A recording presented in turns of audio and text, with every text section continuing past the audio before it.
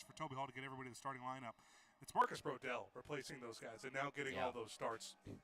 And those guys fill in on the bench. Should be Brodell's spot in center field for a good portion of the season. So I'm excited about that.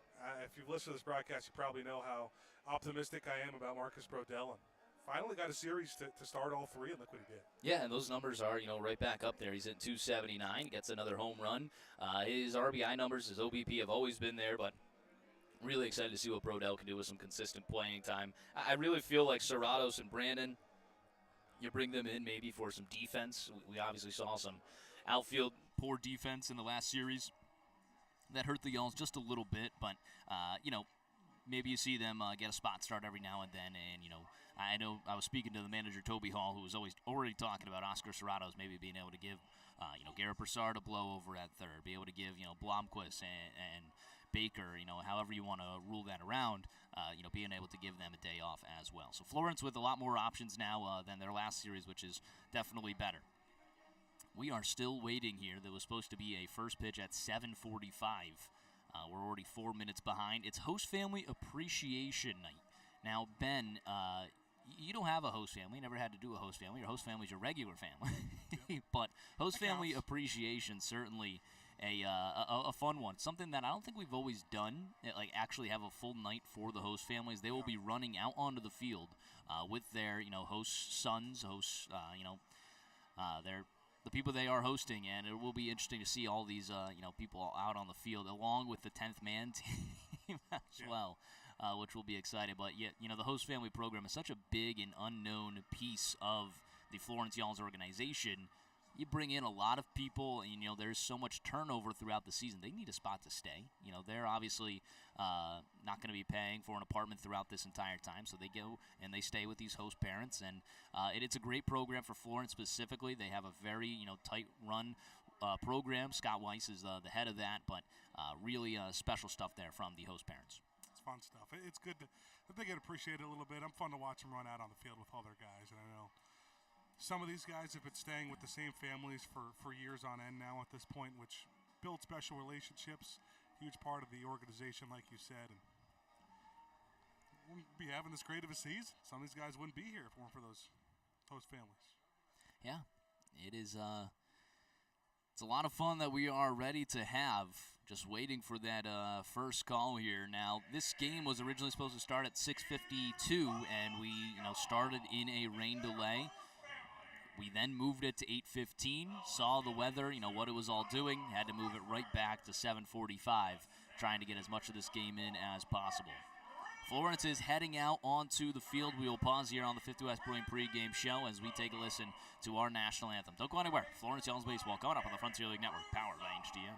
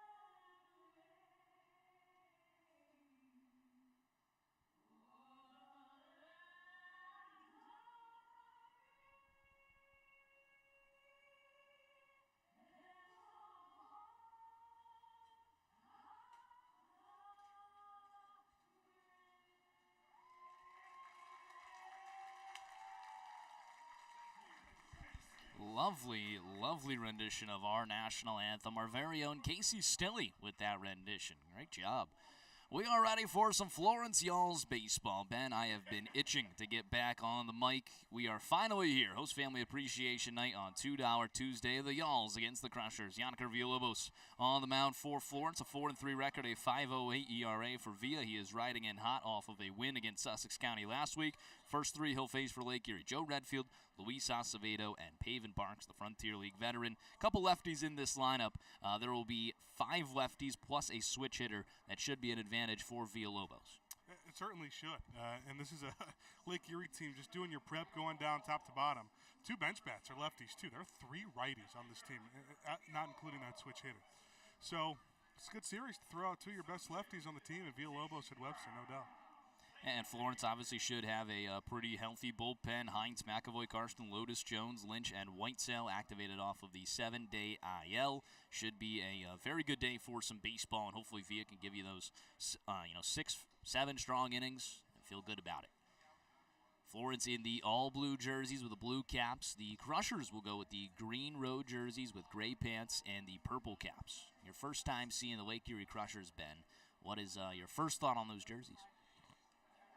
You know, it looks like it looks blue and green to me. You know, obviously, I'm not very in tune with purple. It's a color that doesn't agree with me very much. So I've never been a fan of blue and green. So it's not my thing. So. Wow. You know, blue and green. You know, I think that was like one of my first wiffle ball bats. I was a big fan of it then. The Crushers, you know, they don't wear these green jerseys as much. They have purple ones. Obviously, they have their nice home whites. I want to say they had grays as well last year, but they're bringing out the green tonight for the Grapes, the Crushers, that they are always known about. Florence, first time seeing them in forever. I don't think I've ever been a part of a season where you see a team early May and don't see them again until middle of August. A tale of 2 stories. Florence did not get the series win last time. Let's see if they are able to rectify that starting here today. Lefty-lefty battle, Redfield against Villalobos. Villalobos winds and delivers. The first pitch is downstairs at 7:56. We are underway, about an hour off of our original first pitch time of 6:52. Currently dry skies. That one's laced into right field. 2 pitches, a single for Joe Redfield. Lake Erie has their first base runner of the day. 85 down there at the bottom of the zone. 104 off the bat there from Redfield. Yeah, you're going to see it against Villalobos. Sometimes those pitchers, or sometimes some of his pitches up get killed. It's just his ability to work around it that's been so impressive this year. Runner on first, Villalobos now in the stretch. First pitch misses inside to Luis Acevedo, the former New Jersey Jackal. Acevedo had some incredible numbers in an all-star season last year, hitting .254, 6 homers, 35 RBIs this season. Playing a dominant second base, skies that one down the third baseline and foul. On to the concourse. Florence attendance, not, I don't think, typical of a $2 Tuesday. Obviously, when you start in a rain delay and, are an hour past your original time, that's going to play an effect, plus the rain in general. Seats are soaked. 1-1, misses outside, back pick over to first, not in time. Pulled Hank Zeisler off the bag. Let's take a look at that defense. Milo Rushford in left field, Marcus Brodell in center, Brendan Bobo in right. In the infield, it's Garrett Broussard at the hot corner, Dylan Baker at short, Brett Blomquist at second, Hank Zeisler at first, and Zach Beadle doing the catching. The 2-1 laced out towards center field. Brodell back a few steps. In front of the warning track, he makes the grab for out number 1. Just a long flying ball to open things up. 3:54 on the distance. Brings up the lefty Pavin Parks. Parks for a long time was with the Evansville Otters. Once his tenure was done in Evansville, he has bounced around, including stints in Washington. I know he was traded to a Canada team, but I don't think he even reported. He has been all over the place. A guy that can pretty much do it all. I mean, play outfield, play in the infield, and then can also come in and just light you up on the mound. Evansville was really good about using him on the bump in some clutch situations. Spent some time with Tri-City as well to start off his Pioneer or Frontier League career. His professional career started in the Pioneer League in 21 with Ogden. Swing and a miss there, 0-1 the count. Average not there, 230 average, but 16 cranks, 62 RBIs. Yeah, he's the only one of this lineup, active for Lake Erie right now that's got that pretty high RBI numbers. Yeah. Been consistent. Not a contact guy this year. Redfield leaning over at first. The 0-1, hard hit over towards the second baseman, Blomquist. They caught Redfield off the bag. A double play and an unconventional 1-2-3 from Villalobos. Heading to the bottom of the first, Florence gets their first crack when we return on the Frontier League Network, powered by HDN.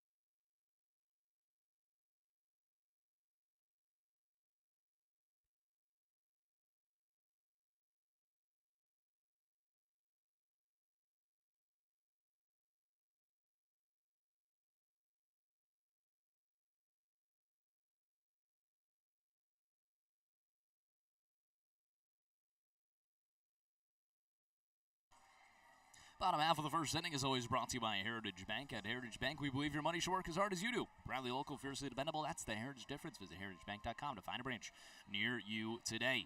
Milo Rushford will lead things off for Florence, followed by Brett Blomquist and Hank Zeisler against the lefty and all-star Edwin Sanchez for the Crushers.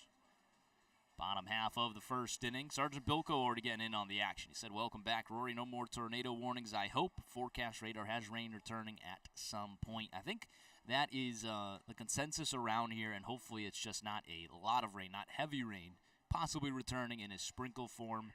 Would be the best bet and still able to play through it.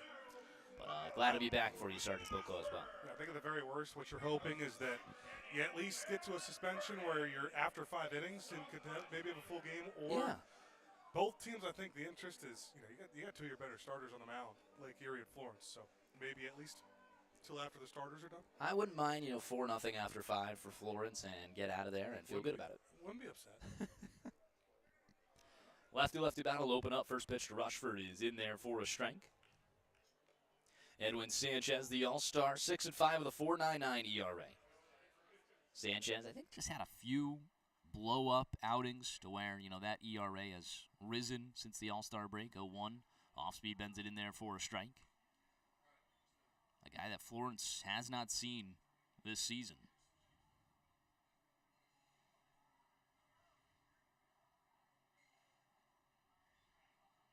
0-2, way outside on that bender. His last start, 5 2/3, 8 hits, 6 runs, only 2 of them earned, 2 walks and 4 Ks. The start before that, against the Jackals, 4 innings pitched, 3 hits and 4 runs, all of them earned. He had 7 walks to 5 Ks. That was a season high in the walk department. Another one outside, 2-2.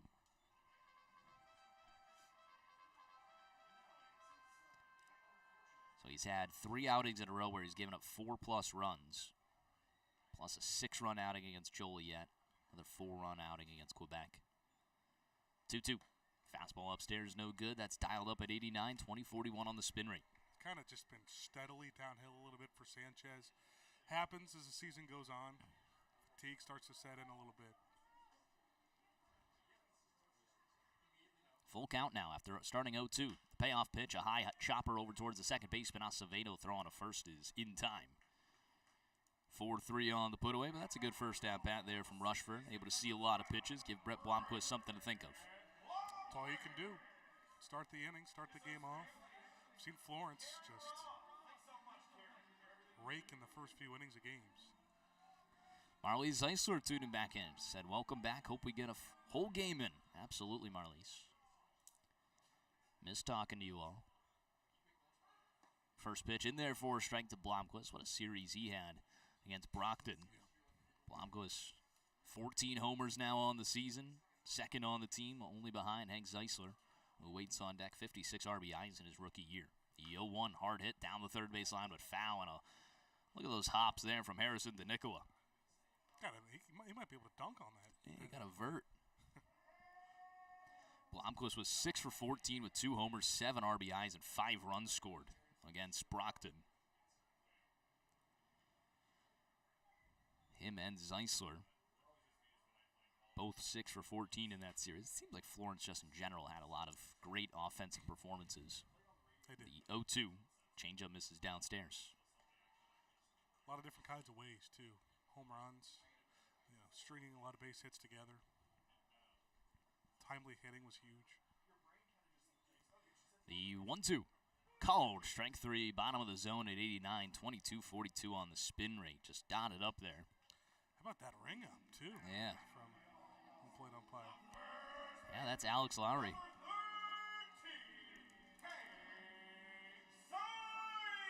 There's the captain. Now let's just check in on all these records that, Hank's approaching. 20 homers, 85 RBIs. He is just nearing pretty much everything. When we last left him, he's now tied for the franchise record in doubles. 76 in his career. He'll near those games played. Actually, Sunday, as long as he plays all the games, he should get that. Or is it Saturday or Sunday? We'll do that math. He's at 299 right now. He needs to get to 305. That should be Sunday. Hits, he's 15 behind the single-season record for Florence at 120. Runs scored at 75. He's 8 behind there. Grounds that one. Oh, nice grab there from Sanchez right up the middle. Throw on to first is in time. He's got a clean 1-2-3 inning. We'll keep talking about Zeisler throughout this game. Heading to the top of 2. Scoreless at Thomas More Stadium when we return on the Frontier League Network, powered by HDN.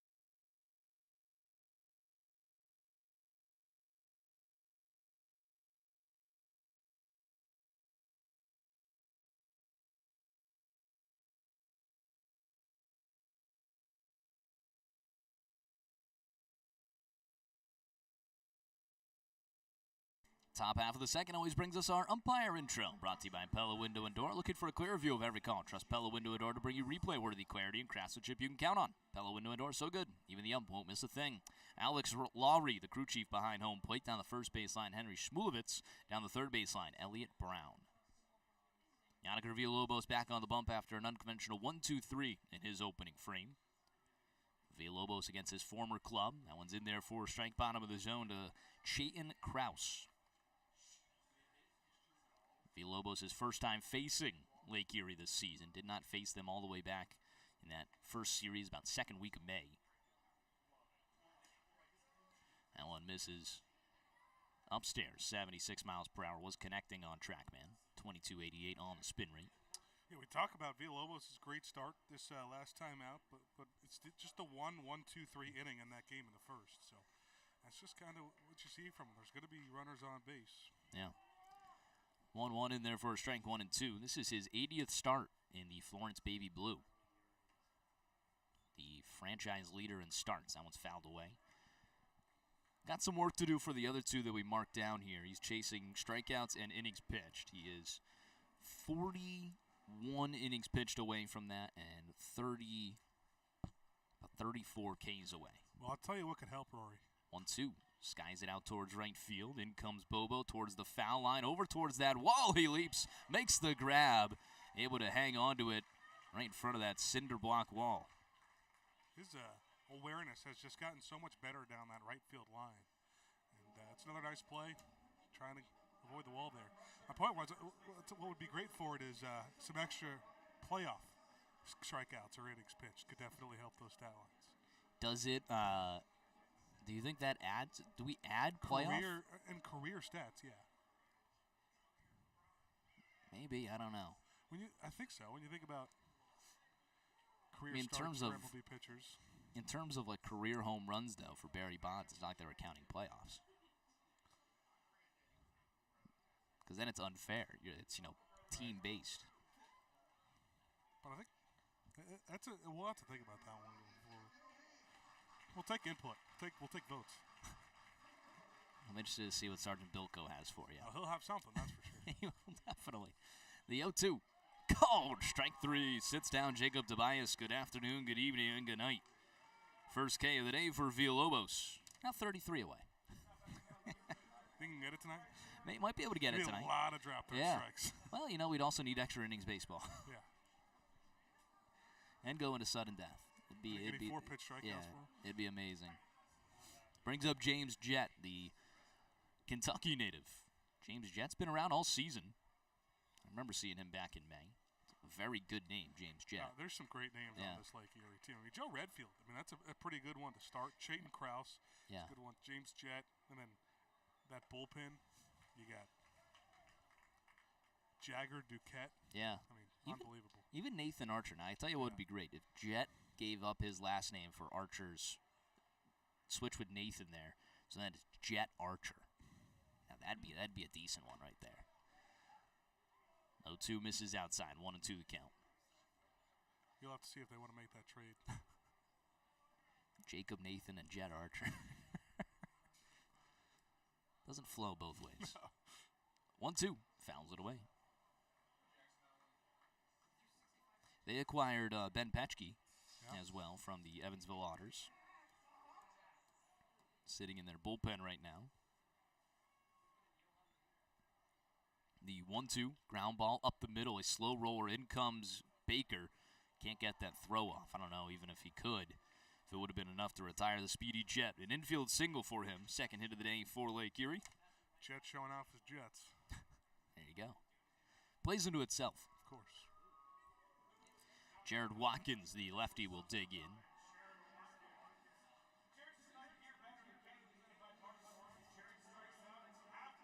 Crossed fingers for light rain only, says Sergeant Bilko. Then he said K. Hit you with the K. K exclamation mark. I think he's saying strikeout. Maybe just saying strikeout? I think he's Can he put backwards K in it? I don't think he can do backwards K on a keyboard. It's unfortunate. 1-0 the count. Beer Banner of the game always brought to you by Party Source, your one-stop destination for all things celebration. That one's hard hit down the first base line, but foul. Visit them at 95 Riviera Drive, Bellevue, Kentucky. Feels good to be home. You know what, Ben? I might have been off of the broadcast, but I certainly wasn't off of my ad reads. Said them in numerous places I shouldn't have been. The beach, on the golf course. It's just all over the place. All over the place. 1-1. Misses outside. I tried to calm down my brother's 3-month-old baby with some ad reads. Worked at some points. Which ones worked? Least famous has to be chicken pitching changes. Always a good one. It rolls. Yeah, it always calms him down. The 2-1. Ooh, swing and a miss there. I'm going to say he went all the way around, yeah.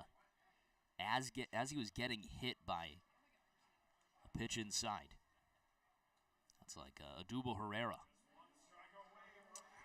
That is a tough one to swallow. Watkins going to want that back. Well, the beer batter of the game. 2 strikes on him. Laura Renke, the host monster, with the beer. We want beer chance. Villalobos from the stretch. 2-2. Skies out towards center field. In comes Brodell. He lets it drop in front of him for a base hit. On the way to third is James Jett. Brodell did not want to be aggressive on that. No, 2 outs in the inning and a runner on first. That is absolutely the right move.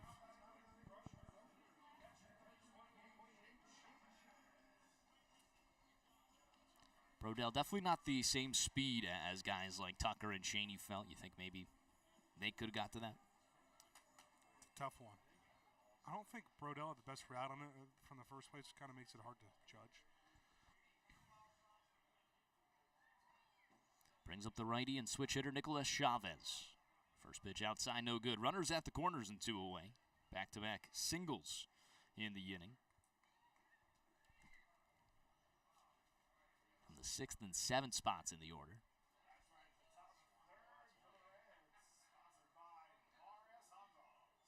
The 1-0. Off speed upstairs, no good.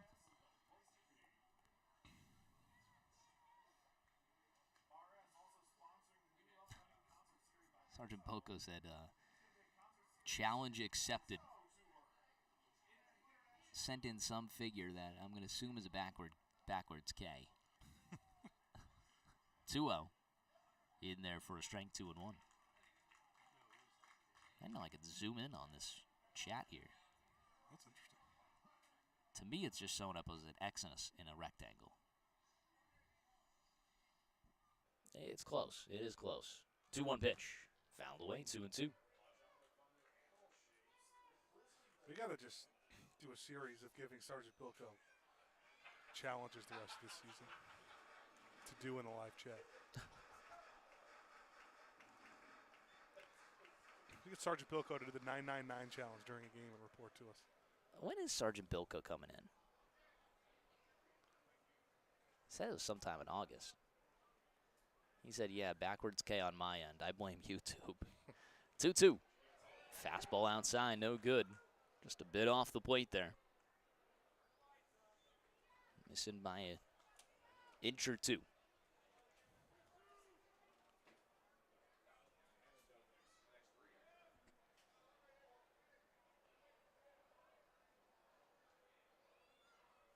Payoff pitch.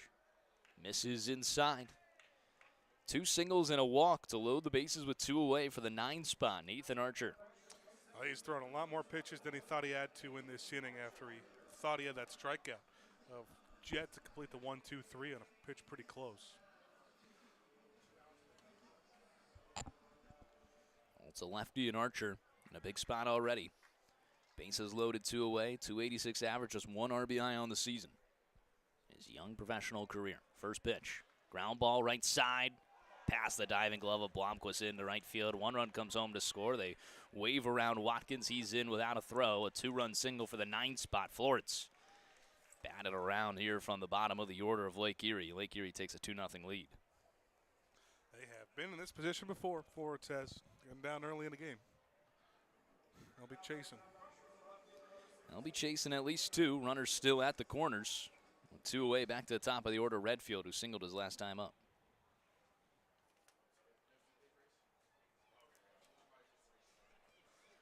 Florence lost the series to Lake Erie the last time these 2 teams faced off. It's definitely not a trend that you'll want to continue with 9 games against the Crushers starting today. 3 this week, 3 next week, 3 the week after that.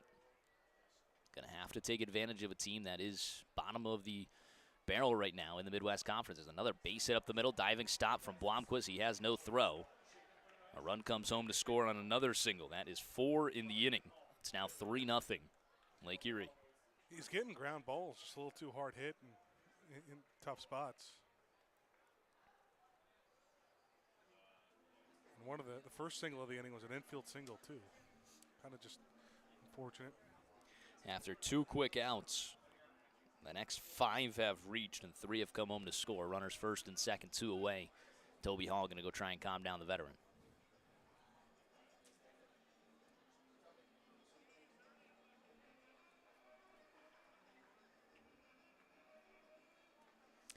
Sergeant Bilko's coming in August 25th for that 6-game homestand. August 25th. Anything exciting on that day?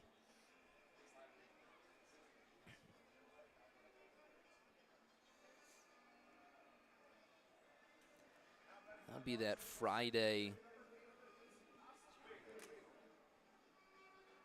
Sorry, no, that is a Tuesday. I was looking at September. So you get a $2 Tuesday. Is he coming for the whole homestand? Possibly. For that 6-game homestand that week. I might be here for a full week. Oh. Resuming play. Runners first and second, 2 away. A 3-0 Lake Erie lead early. First pitch in there for a strike.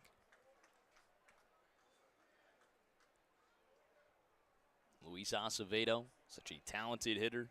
New Jersey a season ago.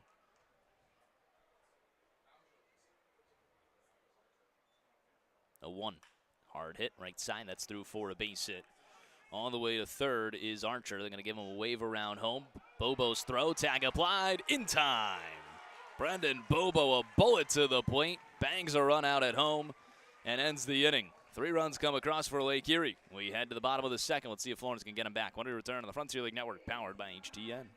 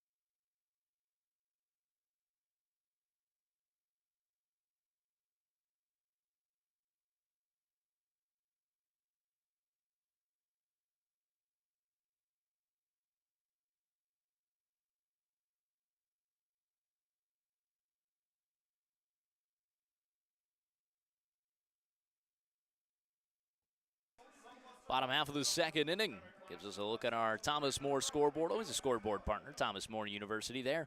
You'll be able to take your life and your career as far as you want it to go. Apply and donate today at thomasmore.edu. Florence trailing 3-0 on the Thomas More scoreboard.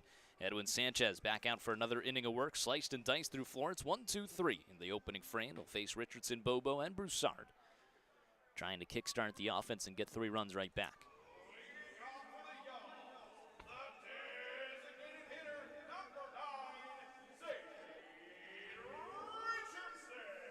Got to assume such a odd choice to delay the game an hour. I don't know if it rained too hard. Might have affected Villalobos in the way he went about getting ready for this ball game. Could be. Essentially what kind of happens is the rain was going to happen, looked like on the forecast earlier. So you're taking your pick of delaying or the possibility of stopping and starting. Well, I tell you what, yeah, delaying it and then bringing it forward could not be any harder for a starter to work under that. Right. And clearly, 6 hits already for the Crushers and 3 runs. 2-0. Missing downstairs. But on the flip side, Sanchez had to go through the same exact thing that Villalobos has. Now, with Sanchez gets the bottom of the first. It's true. So he gets to warm up throughout the top half, coming fresh. 3-0. In there. I mean, in terms of Villalobos, he thought he had an extra 30 minutes to get ready. And instead, he's told, hey, we're going 30 minutes early. Instead of 8:15, we're going to start 7:45. You got to get up and go. 3-1, fouls it away, 3-2.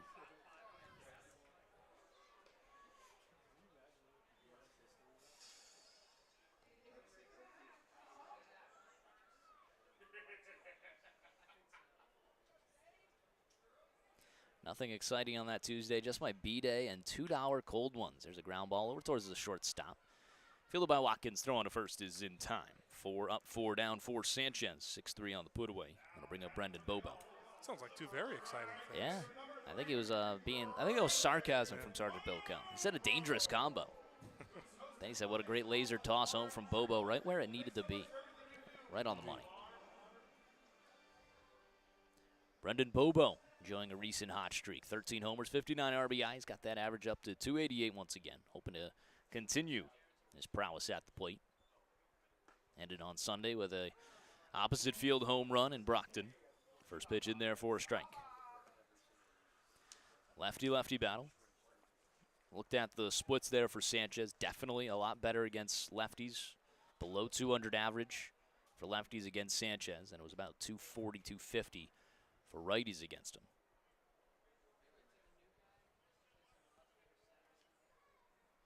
Sanchez enjoys 4 lefties in the lineup today for Florence. The 1-1 punched out towards left field. Renfield all over it, makes the grab. 5 up, 5 down. Tell you what, that kind of shows the power of Bobo. He did not get that on a good spot on the bat at all, but still pushed it into deeper left.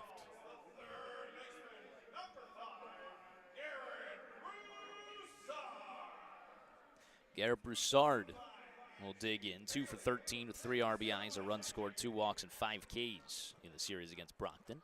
Now hitting .280 on the season. 6 homers, 50 RBIs.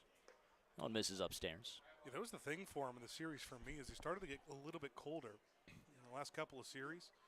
Still, you know, the 2 base hits, they bring 3 runs in, a 2 RBI single and another RBI single. Came up at a big point.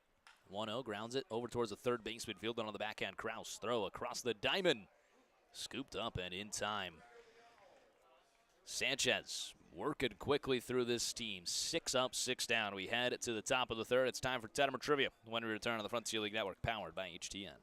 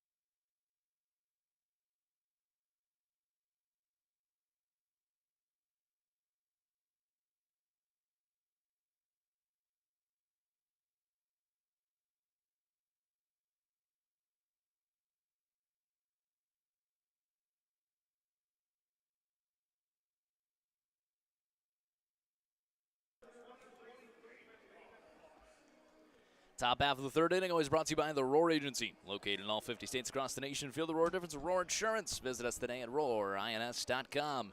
Florence trailing 3-0. Yannick Villalobos on the mound after allowing 5 hits in the second after 2 quick outs. Facing Pavin Parks, followed by Chayton Kraus and Jacob Tobias. 3-4-5 due up for the Crushers. First pitch, an off speed, misses low and outside. Back by popular demand, it's time for Tettemer Trivia, presented by the Roar Agency. I know you guys were getting sick to your stomach about Howard Trivia. I know I was. I'm kidding, Ben. You didn't do well. You did a great job out there. But yeah, back by popular demand, Tettemer Trivia always brought to you by the Roar Agency.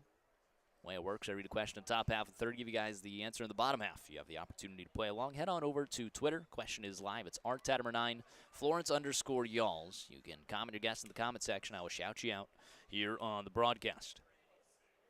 Ben, are you ready?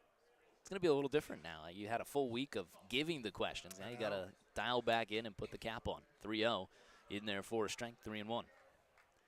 Well, this is one that I actually saw while I was gone. Who are the only 3 players, Major League Baseball history, only 3 players, Major League Baseball history, with 5 home runs in a single World Series? Who are the only 3 players in Major League Baseball history with 5 home runs in a single World Series? I'll give you a hint on all of them. One is in the Hall of Fame, one is active, and one is a current Hall of Fame hopeful. 3 players in Major League Baseball history with 5 home runs in a single World Series. The payoff pitch, called, strike 3. All the way back after starting that up 3-0. Villalobos sits down Pavin Parks for his second K of the day. Good looking spot on that fastball. Villalobos fight back down 3-0. Been of those spots before.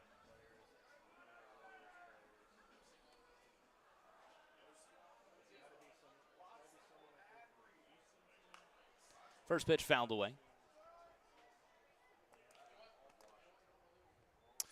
Did Ohtani do it last year? Thinking of guys with, just incredible World Series runs. Yeah. 0-1, fouls it away. Hall of Fame hopeful might be an easier one to think about right now. So he's not active? Not active, no, not active. So currently, when I say Hall of Fame hopeful, he's currently in the running for, a Hall of Fame. So that lowers it down to just a few people. That one misses outside. Has he been eligible for the Hall of Fame, or are you saying he isn't eligible yet? No, he is eligible as the rain starts to come down here. 1-2, swing and a miss. Another strikeout, back-to-back Ks. That one's in and out of the glove there. Zach Beadle. He'll race it down to first, give a toss to Zeisler. It is in time. Back-to-back Ks. 3 in the outing so far for Villalobos. That's his first swinging.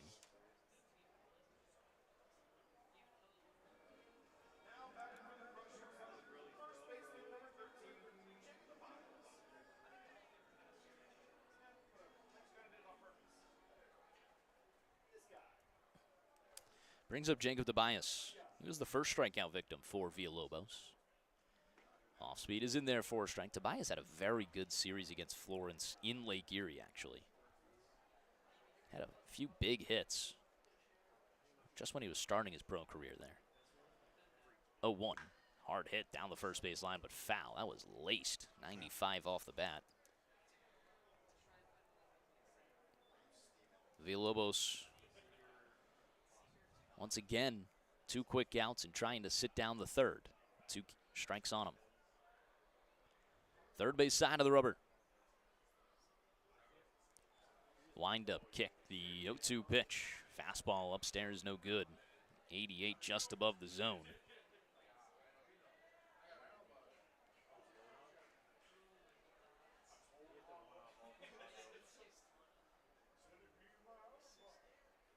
The 1-2 off speed misses outside. Look at the bend on that. 22.91. Really good pitch there from Villalobos. As good as it gets.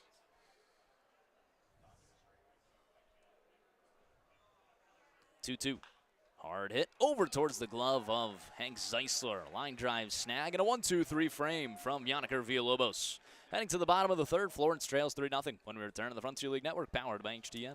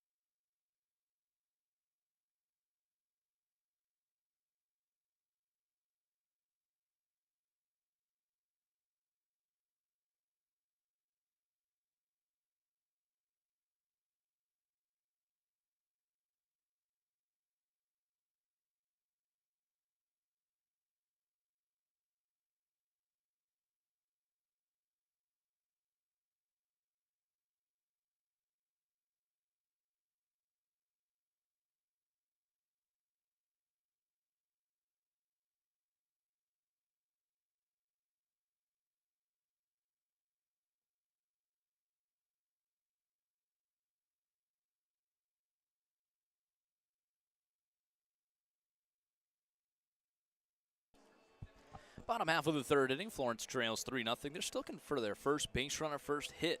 It'll be 7-8-9 for the Yalls. Brodell, Baker, and Beadle against Sanchez, who has just dominated Florence in the early going. A lot of weak contact and a strikeout as well. 6 up, 6 down for the All-Star. Still playing Tettemer trivia in the inning. You can chime in on Twitter. Question is live, Art Tettemer9 and Florence_Yalls. Question is, who are the only 3 players in Major League Baseball history with 5 home runs in a single World Series? 1 Hall of Famer, 1 active player, and 1 Hall of Fame hopeful. Currently on the Hall of Fame ballot. Has not got in. Marcus Brodell, lefty-lefty battle to open up the bottom of the third. The Alls trail 3-0. Sanchez, first pitch, misses outside. I don't really have a good beat on this. And there's obviously going to be a pretty recent one that I'm just struggling with. To me, the Hall of Fame has got to be a layup. 1-0, misses outside. Really? Layup.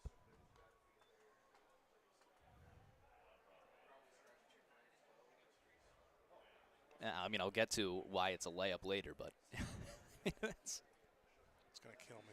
Yeah. My first thought is Ortiz right now. All right. Very good postseason hitter.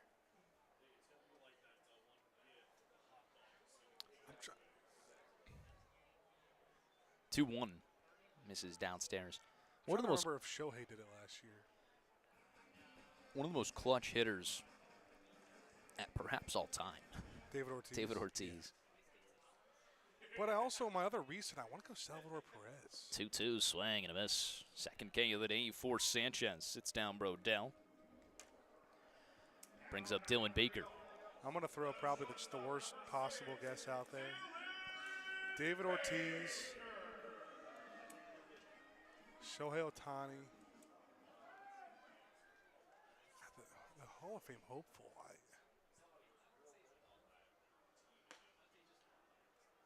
Swing and a miss, top of the zone. I'm having a tough time coming up with one. Chase Utley just got in the Hall of Fame, didn't he? No. Or not Chase Utley. Dustin Pedroia's in the Hall of Fame. No, he's not. Dustin Pedroia gets in, then Chase Utley definitely gets in. You think so? Dustin Pedroia played like 7 seasons. They were really good seasons. 7's an exaggeration, everybody. 0-2 the count. Grounds it, slow roller, over towards the shortstop. Backhand play for Watkins. Long throw on to first is in time to beat Dylan Baker 6-3 on the put away. I'll need a final answer here, Ben. I'm going to go Shohei, Salvador Perez, and David Ortiz. Shohei, so you're going to do 2 active. Gives me a better chance to at least get one. I might as well just do 3 active and then just give myself a better chance to get one. There you go.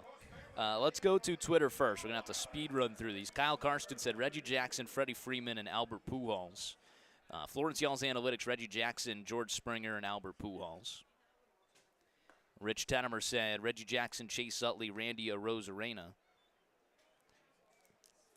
Andre Padavani said Derek Jeter, Shohei Ohtani, and Albert Pujols. Cam Beatty said Reggie Jackson, Derek Jeter, and George Springer. Tyler Douglas said Randy Arozarena, Manny Ramirez, and Kyle Schwarber. Zach Jury said Reggie Jackson, Randy Arozarena, and Derek Jeter. Believe that is it. Nobody on our YouTube audio stream, and that is it on Twitter as well. And then you said David Ortiz, Salvador Perez, and Shohei Ohtani. So we have a lot of similar answers. Pujols, Reggie Jackson, and we're going to have to get to those in the top of the 4th. That's a very quick straight out of Beadle. 9 up, 9 down for Sanchez. The best inning maybe the best start of his maybe whole season. He has just dominated Florence through and through. We head to the top of the 4th, round 3-0 when we return on the Frontier League Network, powered by HTN.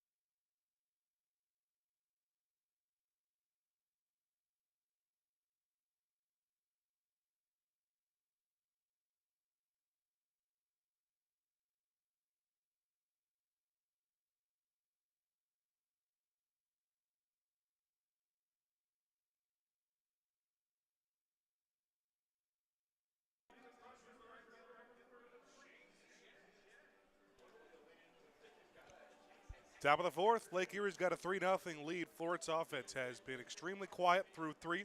It's just one of the 3 innings that have gone south for Yannick Villalobos, a 3-run second inning. Second time through the order for the middle third, Chayton Krause, Jacob Tobias, James Jett. First pitch fastball high from the vet. Haven't got to the Tettemer trivia answer. This fastball is in 1-1, Rory. Yep, so a lot of people with Reggie Jackson, Albert Pujols, Freeman, Otani, Springer. Slider misses in. Oh, cold strike. Late one from Lowry. David Ortiz. So the obvious one for me was the Hall of Famer and Reggie Jackson, 1977. He did that with the New York Yankees. I mean, he's called Mr. October. Yeah, that could have helped. That's like the easy one there. Sky left center. Milo Rushford sprinting over Brodell over as well. Ooh. And Brodell, a late call, and barely keeps that off the ground. But it does make the play for out number 1.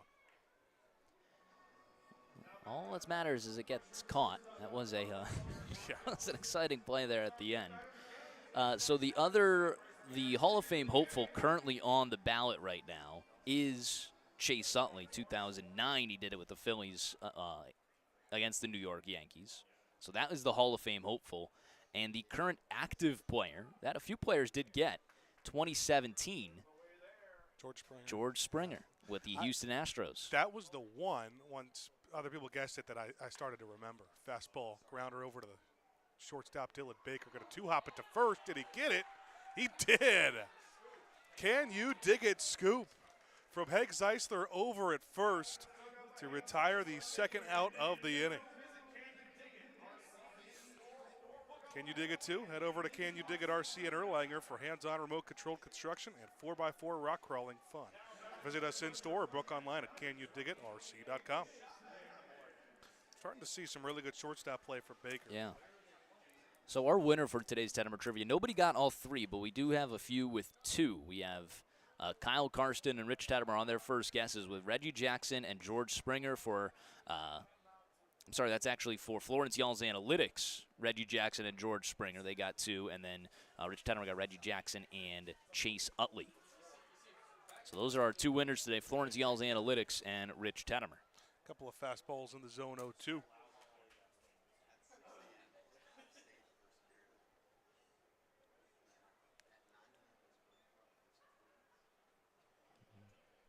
Chavez.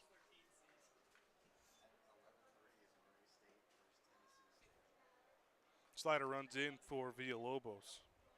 Chavez walked his first time up. He was middle of that 5 straight reaching, including a single. Actually, it was his 6th straight, but it was the 3rd out of the inning when Brandon Bobo threw a runner out at home. Fastball punched foul opposite way. Hard off the bat. Chavez began the season as just the emergency catcher for Lake Erie. There's just been a ton of roster turnover for the Crushers this year. They've lost a lot of guys for different reasons. Another 1-2 pitch. Fastball out. Florence Analytics getting one. We're not going to give them the win for Sunday. That goes to Wyatt Sherman because he tweeted it out of his own account. It does not count for the Florence Y'all's Analytics. Yeah. 2-2, another high chopper, another chance for Baker on the run in this time. Throw off the ground in time for out number 3. Florence try to get some offense. Villalobos start to settle in. It's 3-0 Crushers. Frontier League Network, powered by HTN.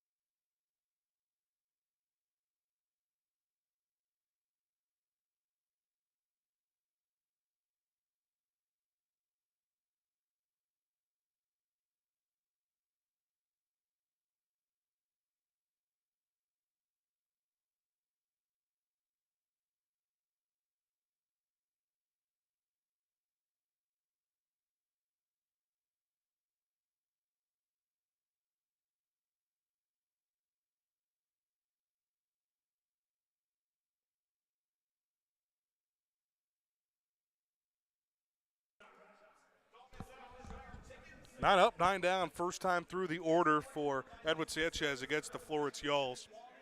Typically don't see this offense, really, lack of a better term, starstruck for another really good pitcher. They've handled all-star pitchers this season at a very high rate, very successful.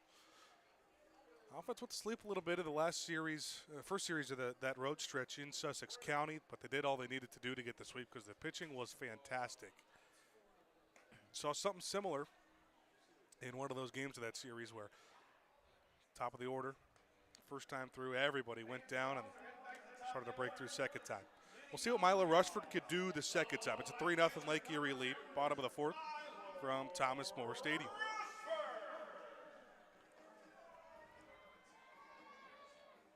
Not any special double plays or crazy defensive plays, really, for that matter. Just really good pitching for Edward Sanchez, including 3 strikeouts. Nothing was hard hit. First pitch on Rushford's popped up foul, third base side, heading towards the seats.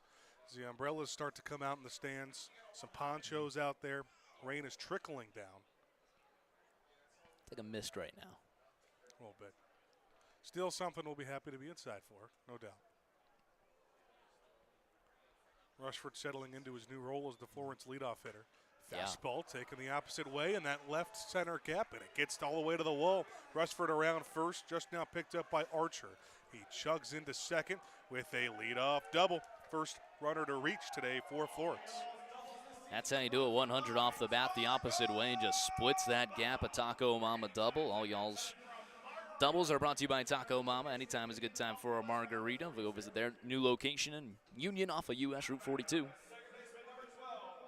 Well, Rushford has spent a lot of time in his baseball career at all different kinds of levels as the leadoff hitter, so going to have to settle into that role again.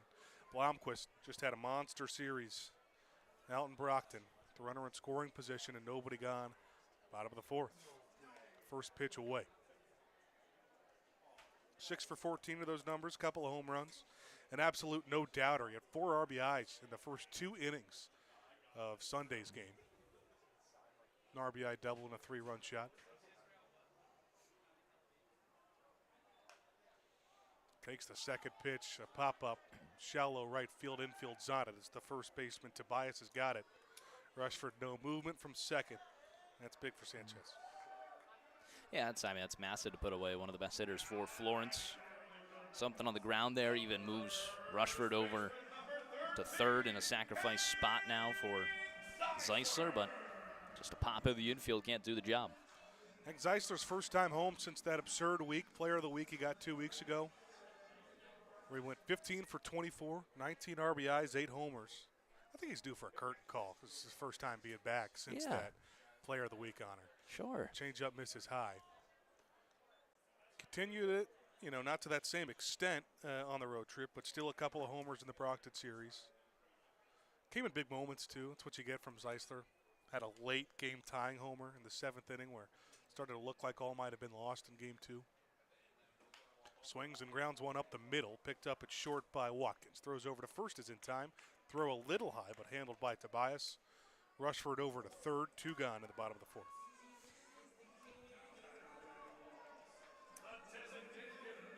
Here comes Richardson. Florence gets their first runner on here in the 4th. Tries to bring them around, trailing by 3. It's what we've seen from Florence fighting behind. It's not always getting a ton, getting it all back in one inning, but usually it's just 1 or 2 to say, hey, we're still in this game. We'll get it later. Slider misses in here. First pitch to Richardson. Well, you need to get going quick. Yeah. Obviously, you never know what this rain is going to do. We have just had so much terrible weather this season. Is it me? It might be you. Richardson punches the 1-0. Foul into the kid zone down the right field line. We had a rainy day out in Sussex County and a rainy day in Brockton. No delays in either of those series, thankfully. Tell you what, I got poured on at the Phillies game. I didn't move. Wow. Change up, hard grounder, but right at Watkins again. Throws over to first in time. Sanchez retires the next 3 after that leadoff double from Milo Rushford. We go to the 5th with a 3-0 Lake Erie lead on the Frontier League Network, powered by HTN.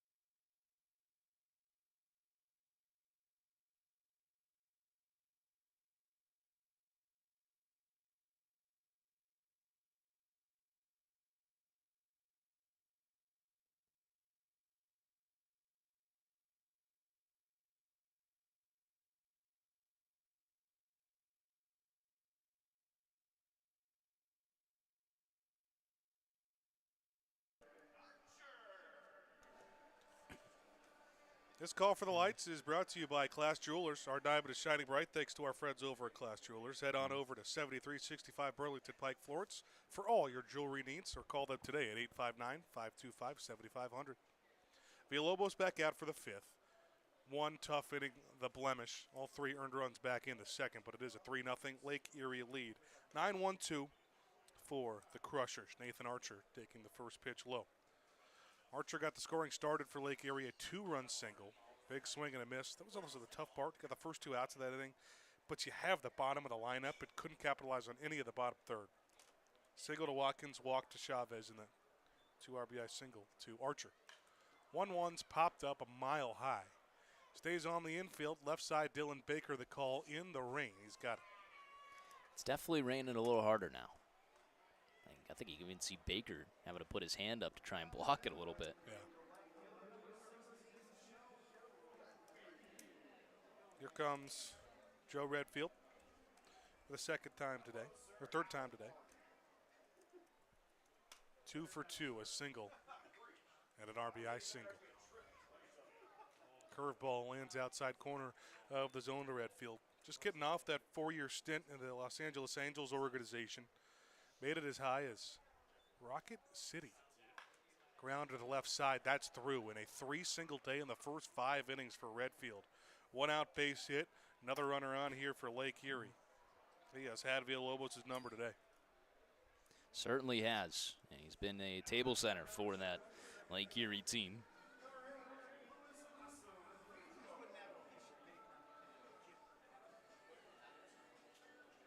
Acevedo. 1 on, 1 out. Florence's bats Stymied. That's a good way to You put like it. that one? I do like that one. Redfield takes off for second, and Beadle has trouble with the pitch. So it's going to be a stolen base for the Lake Erie leadoff hitter. I didn't see if that ball was in the dirt or just not caught cleanly by Beadle. But Redfield timed it up well. Runner in scoring position with 1 away for Acevedo. Fastball grounder. Dylan Baker sizes it up, throws to first. It's in time. Redfield gets over to third, but more important part there, second out of the inning. 3 Ks for Villalobos so far.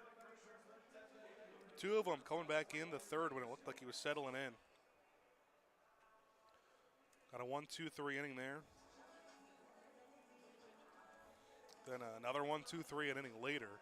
That broke up, that single by Redfield broke up a 7-straight retired streak for Villa. Redfield 90 feet away right now, though. 2 gone. David Parks. Fastball of the dirt for the first pitch. Parks was the one who made pretty solid contact, but lined out right into the glove of Brett Blomquist when Redfield got doubled off of first base on that play, too. He struck out, so he's 0 for 2.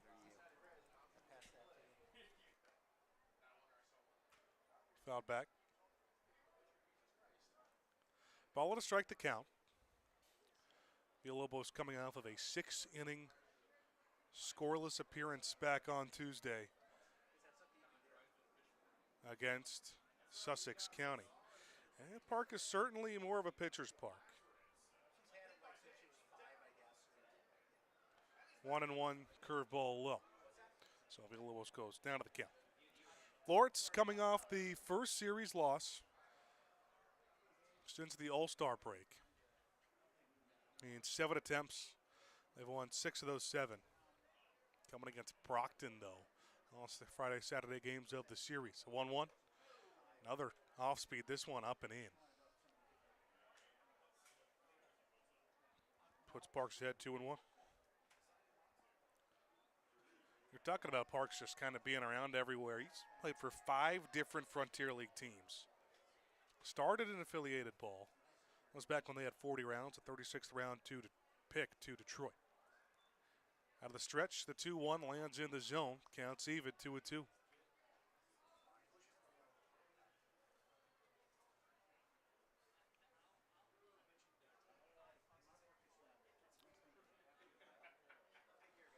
Lefty on lefty battle. 3-2 pitch coming up with 2 outs and a runner out there.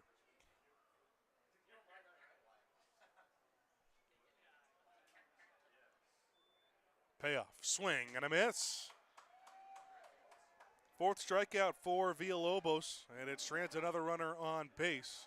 Still, Florence trailing 3-0. Via starting to settle in on the Frontier League Network, powered by HDN.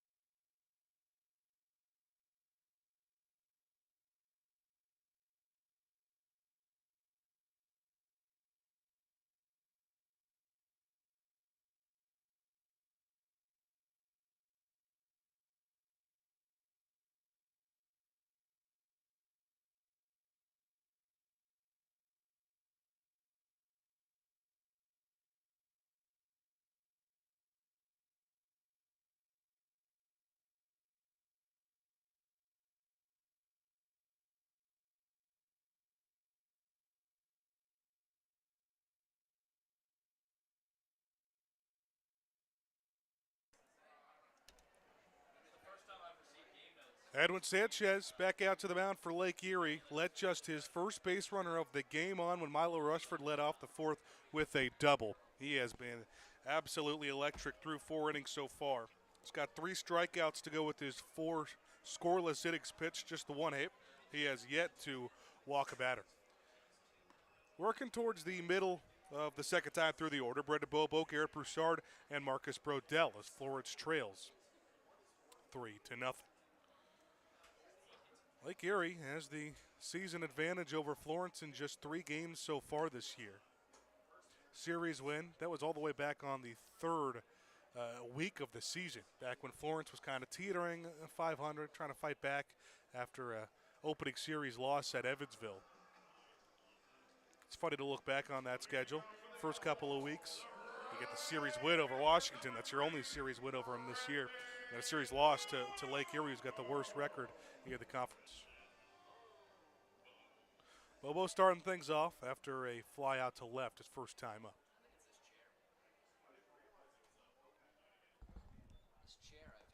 First pitch fastball called strike outside corner. Is there a reason you think this game's going south? I think it's this chair. Yeah. I've had to sit in one of these chairs for the last 2 years and just losing record seasons, obviously, and unfortunately my other chair is just absolutely drenched. Bobo chases the slider down 0-2. So you were not willing to take one for the team and sit in the wet chair. Well, you know what, Ben? It really came down to, did I want to take your chair from you? And you were so gracious enough tonight. And I said, you know what? I think Ben's earned his, to have a good chair. He's earned it, and I'll earn my stripes here in this beater. But man, 1-2 way outside. Bobo left off a slider and now a fastball way out to even this count back up at 2-2. Opposite field home run gets Brockton just nailed off the scoreboard. Made a pretty good sound too. Goes after a breaking ball way upstairs, but does foul it back to stay alive at the count. Sanchez, 4 innings scoreless, 3 Ks. He's had his command really well. He hasn't walked a batter yet. And he's kept his pitch count relatively low. 2-2 misses out again. Bobo fights back from down 0-2 to run the count full. I think it's just kind of all comes together. Florence being 1-2 against Lake Erie. They're also 3-6 each against Washington and Evansville. Just not good against the series. Bouncer up the middle. It's taken by the shortstop Watkins. The throw is in time for out number 1. That is 3 straight groundouts to short. Ben, that is an interesting point. Florence, if they don't get things together against Lake Erie, you're going to be looking at Florence as somehow a winning record, but losing records against everyone in their division. Yeah. That is. unfathomable. You know, weird things happen. You're 14 games over 500 right now. Even if you really do poorly against Lake Erie, you still have a situation where you're probably over 500 and under against everybody in the division. Fastball way in on Broussard. However, if you do poorly against Lake Erie, then you're questioning how are you in the playoffs. But the thing is, you don't want to talk this way, but you still would have a good chance of being in the playoffs even if things do go poorly against Lake Erie. Obviously, you just lose your chance at that first wild card spot. Broussard punches one foul, a ball to strike. Seems as if we have a 7-game lead over Windy City for the wild card. Yep. For the second wild card. Kicks it, fires, low, 2-1. 7 over Windy City to about 10 over Gateway. Everybody else pretty much out of the picture. Joliet, Lake Erie, Mississippi. Slider misses in. Broussard now ahead in this count, 3-1 on Sanchez. He's gotten the 3 balls a couple of times. It really has not seemed to bother him yet. Broussard on the slides, average now down to 280, 300 most of the season. Fouls another one off. Early, third base side counts full. 1 out, nobody on. How about this? On FL Tour Analytics, we're now the #1 team in the power rankings. Sure. I don't know how I'll that's take it. possible, yeah. Just true strength. We faced the second best behind Washington, and then we have the top offense. Another payoff. This one's lined up the middle through for a base hit. Second hit of the day for Florence. This time it's Garrett Broussard. Sprints towards first, big turn, stays there. 1 on here for Florence once again. Back-to-back innings with a base hit after Sanchez retired the first 9 in order. How about that? Is that Tyler Schoenfeld taking over at first base today? No, I think that's. Well, it might be. I At think one point, it on was the first Cole. base camera. At one Yeah, point, it was Cole. Cole. Usually during home games. Brodell, 1 on, 1 out.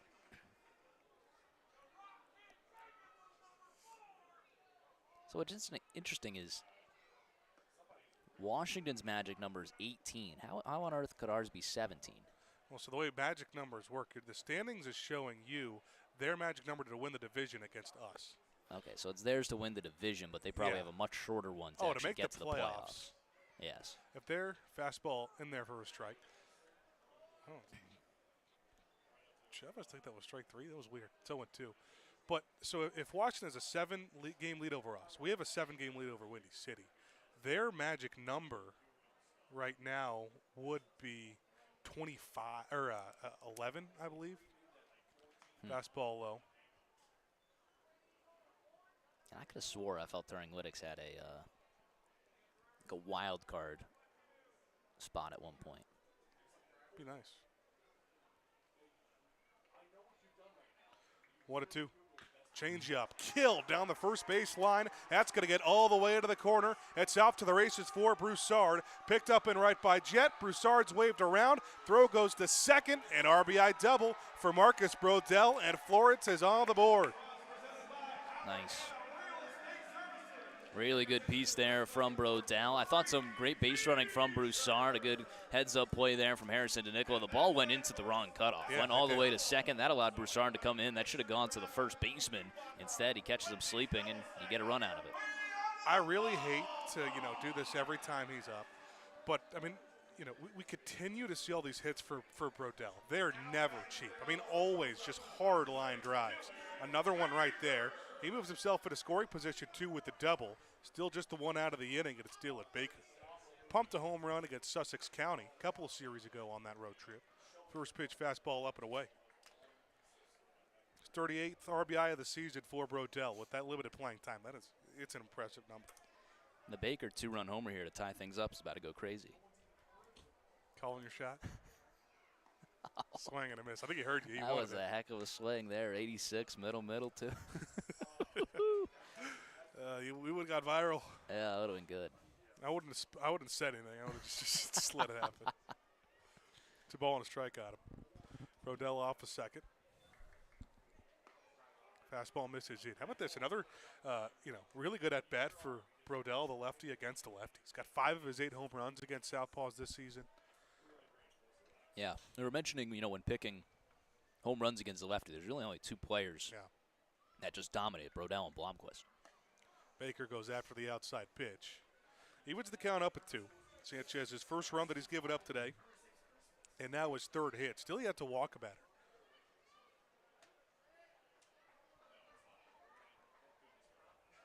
Baker got the 10 home runs on that one against Sussex. Awkward swing and a grounder over to the third base side. This is going to be a tough play and no throw for Watkins. Brodell has to stay at second. And I think that maybe the wet turf played into this a little bit. I don't know, an infield single. That was a check swing there from Baker, and just an awkward pitch taking another look on HTN. Barely even goes around on it. No, nothing to do with wet turf. That's just a really good spot. Brodell obviously stays put at second with a grounder to the third base side. Out comes pitching coach to talk here with Sanchez. Really the first trouble that he's had here today. Yeah, it's Brandon Sittinger, the pitching coach. He's also, active in the bullpen as well. A little bit of Zach Westcott action when he, but obviously it's different. Westcott would know when he's down. Yeah. Westcott transferred the 60-day IL today, so that will end his season. There's Tyler Schoenfeld over at first. Yeah. You can tell by the wheels. Yeah. It was a good, good update there for Schoenfeld. Obviously hits the 7-day IL. It's retroactive to when he last played, which is a week ago. So technically could already come off of it. But what I saw, is that he was able to lift that shoulder, which was good. Lift that arm above his head, which is, a good sign. And it was actually pretty funny. The whole injury is similar to what I've, gone through these past few years with the subluxing of the shoulder. So, they were having a conversation in the medical room. Him and Patrick McCormick. Beetle up 2 on. Big spot. Game tying run at first. First pitch outside. Patrick McCormick calls me in and says, if you don't want to be afraid, this is what it will look like when it's really bad. And he brings me in and does his shoulder test on me. And I can't, hold him up. Clearly just showing the torn labrum on me. That's awesome. Slider in. 1-1 here on Beetle. Struck out his first plate appearance. Get a golden sombrero back in his 1 start against Brockton. 0 for 5 with 4 Ks. It was a 2-start series for Kyle Harbison behind the plate. Brodell off a second. Baker off a first. Both with base hits in the inning. Left it alone outside. Yeah, Beetle with a tough series his last time out. Obviously just the 1 for 5. Only got the 1 start against Brockton. But, him and Bobo were having a good conversation with Danny Halpern, one of the owners of the Y'alls, just trying to get hot after apparently Danny had some magic words for Kyle Harbison. Started his hot streak. Misses again. Oh, just caught a piece that outside corner. It is a good pitch. Yeah, just barely. On track, man. A little bit late calls from Lowry today. I was really struggling with that. I don't know if you were watching when I think it was Noleski was behind the plate. He was 3 seconds after the pitch. So there was some tough ones in there. Ball, no strike. 3-1 swing and a miss. One ran inside, would have been ball 4. Beetle couldn't leave it alone. Counts now full with 2 on and 1 out. Florence down by 2 in the bottom of the 5th. It's been 4 straight games for Florence with a home run. Multiple home runs in all 3 of the games of the Brockton series. And that last game against Sussex County. Comes home with a payoff pitch outside. Bases loaded. Now for the top of the lineup. And Milo Rushford, who had the first hit of this game for Florence. Yeah, it's a very good at-bat there from Beetle, not getting outside himself after, falling back down to a full count. Able to watch that fastball way outside. Works himself a walk. It's also the first walk that Sanchez has given up. You see how some of these things snowball. You finally start to get some contact, get a little, more cautious around the zone. Just the second walk of the game, and this game's, been played in this rain. It's pretty interesting to see. Nowhere to put Milo Rushford. Third time up, 1 for 2, a double, and a ground out to second. Takes a first pitch curveball in there for a strike, 73 miles an hour, top of the zone. 3 grand slams for Florence this year. 2 of them from the man on deck, Brett Blomquist, the other. And inside the Parker for Tyler Schoenfeld. Rushford does not have any. That one in the dirt, and a really good block by Chavez, but it's ball 1. Rain's starting to come down a little bit more, too. Maybe making it tougher on Sanchez. I wouldn't mind if it came down a little harder. until the end of this inning. Until the end of the inning, then it disappears. Yeah. How about just downpour walk-off right here to complete 5?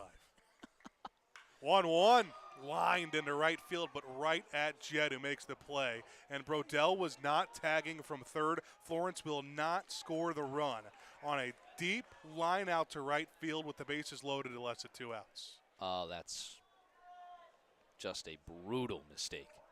In a game where runs have seemed hard to come by early, Florence cannot get it in on sac fly. We talk about how Florence is not a very small ball playing team. Brockton is death by 1,000 cuts, especially that Saturday game. Now Blomquist has an opportunity. He's got the 2 grand slams on the season for Florence. The bases loaded in 2 outs. Breaking pitch in there for a strike. To strike out and a pop up the first for him today. 14 homers on the season. His homers on the road trip were very much line drive shots. Fastball way upstairs. Chavez coming out of his crouch makes a nice grab. I think it's one of the things you'll miss from Tucker and Cheney Felt's absence. Those are your 2 best base runners this season. Florence has had some really poor base running mistakes throughout the entire season. Yeah. Sanchez fires the 1-1 in the dirt again. This one gets behind Chavez, and Brodell will come around to score now. Makes up for it. It does make up for it. He was ready to go on that one. And Florence has cut the deficit to just 1. It's 3-2 Lake Erie. Still an opportunity with a couple at scoring position for Brett Blomquist.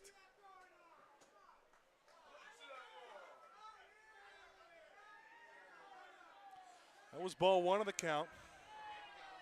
So it's 1-1 now. Baker up to third. Beadle on second. Punched opposite way. Foul. Out of play. Yeah, good stripe there, though. Had some distance on it. 89 off the bat on that foul ball. Sanchez has been tagged each of his last few starts. Grounder right to second baseman Ace Savado. Makes the play and throws to first to strand a couple. But Florence gets a couple in the bottom of the 5th to cut this deficit to 1. It's 3-2 going to the 6th on the Frontier League Network, powered by HTN.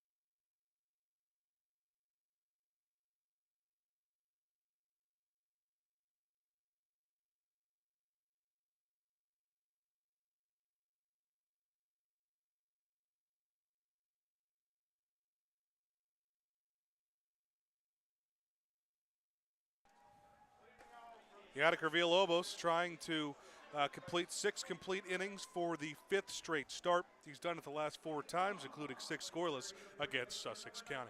Won't be scoreless. Lake Erie scored 3 in the top of the 2nd inning. That's all they've needed for this lead. Florence finally gets a couple in the bottom of the 5th. We're here in the 6th, in the middle 3rd for Lake Erie with Chayton Krause at the plate. Taking the first pitch, left side of the infield and through for a leadoff single on 1 pitch. See how Villalobos can respond after Florence showing signs of life for the first time offensively. He had cruised, responded really well after the second. Third and fourth were great for him. Back-to-back 1, 2, 3 innings. Let a runner on to the fifth on a single, but worked around it. Just the power hitting Jacob Tobias. Only got 34 RBIs on the season.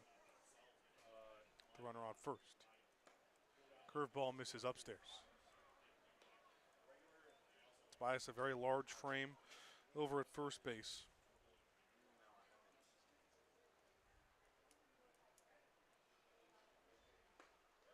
Fastball misses out. Played his college ball at Arizona State in the final season of the Pac-12 as we knew it at the time. Finished second in that conference in home runs. Very good baseball conference. Pac-12 is coming back, but obviously a very different look to it. Another off-speed misses. It's 3 balls and nothing.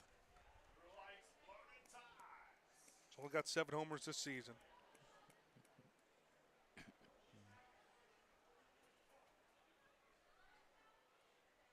Out of the stretch, Villalobos. Get me over pitch. Down the middle of the plate. Just 86 miles an hour from the southpaw.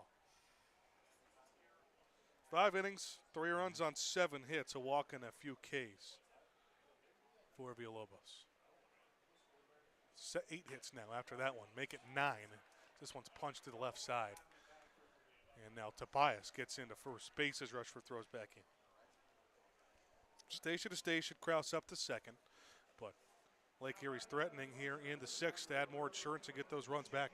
Yeah, just got those runs there. It'd be a real shame to give it right back as the rain starts to, come down a little harder.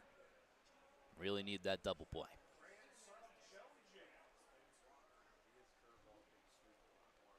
James Jett. He's got an infield single and a fly out today. Zeisler comes in expecting bunt at first. Called strike at the knees. And we used to play in Brockton a lot because they bunted a ton on Florence. And they did not, they weren't afraid to do it with their best hitters. Scott Seeker was 4 for 5 with 5 RBIs before they made him bunt.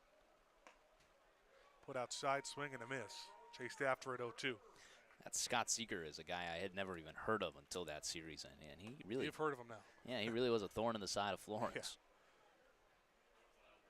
Yeah. Derek Bender, someone you have heard of, obviously had an all-star season, and it's been great this year. He also bunted in a big spot. Villalobos up 0-2. Fastball up and away. Jett able to leave it alone.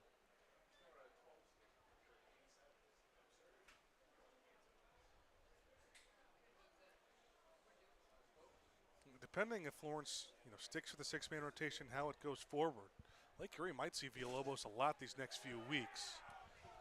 Just missed in, and a good call on TrackMan. That ball, inch off the plate, but it's ball 2 to even the count. James Jett with 2 on and nobody out. Villalobos could really use a strikeout here. Set of the chest comes home. Fastball awkward off the end of the bat, off his foot. They call a late foul ball. Big time there. Dialed it up with a fastball, 88. Saw him reach 90 a couple of times back last week against Sussex County.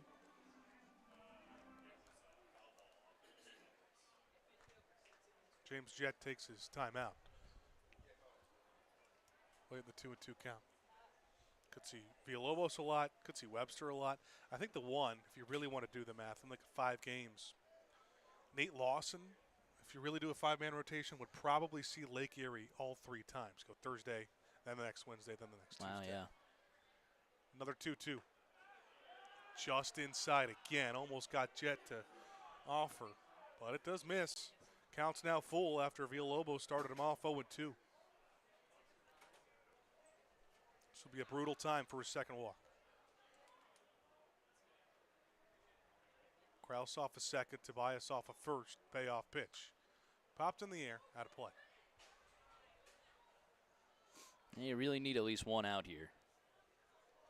Get to the part of the order that stung you in the second. Top of the 6th, Lake Erie up by 1. Florence has chased since the second.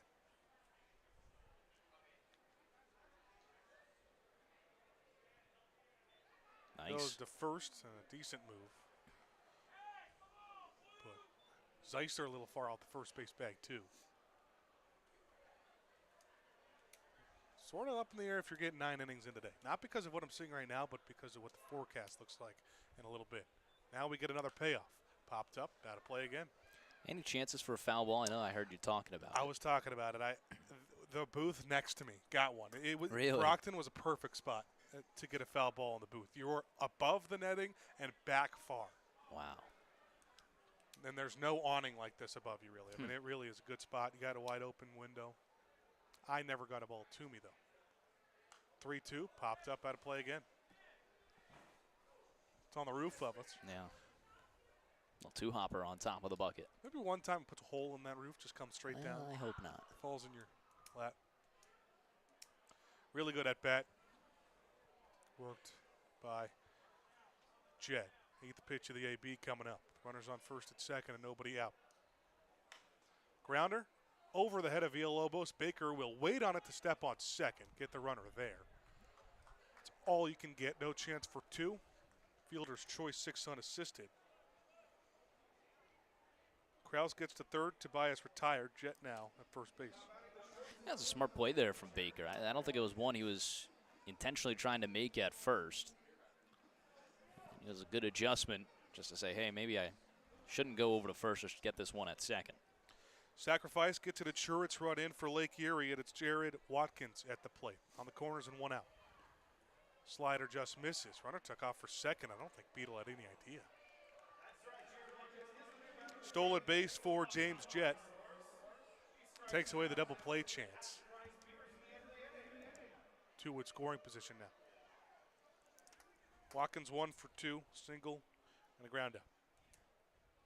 Florence will bring the infield in. Yeah. Fastball grounded. At second, Blomquist throw to home. The tag got him. The infield brought in, pays off for Florence. Second out of the inning. Watkins will get into first. Also allows Jett to get over to third. Really good play there That from is. Blomquist. A good tag. I like, too, that Blomquist took his time getting that throw home. When your infield's in and you can fire a bullet like that, you have time. Now, the infield coming in, it really costed Florence, I think, in Game 2 of the series against Brockton. Runner on third, nobody out. Pop up in the outfield, shallow right, I think would have been an easy play for a second baseman who's playing in his normal second base spot. Ended up being a Bobo diving play, and this run scored because Bobo went to the ground. This one's punched foul. In a normal alignment, I think the infield gets it. Blomquist standing up over at second base, and there isn't a run home. The next 2 outs in the inning were strikeouts. But we only play the hypothetical game so much. Couple of fielders' choices in the inning. 2 outs on the corners. Drops that curveball in there for a strike. No 0-2 on Chavez. Villalobos, 90-plus pitches right now, so definitely going to be his last inning. That's such a stat line there for Villa, though. I mean, if he goes 6, 9 hits, just 3 runs. Needs this last out to do so. Does. How about a strikeout to close it out? Nice. Well, you got the runner picked off between first and second. Throw as tag is applied at second before the run scores. You could have had a run down there for Watkins and tried to see if the run could score before you tagged him out. That's how Brockton got a run against Florence, but now you get that tag before the run comes home. It does not count. Villa completes 6 of 3 earned run. Baseball 3-2 going to the bottom of the 6th. Frontier League Network, powered by HTN.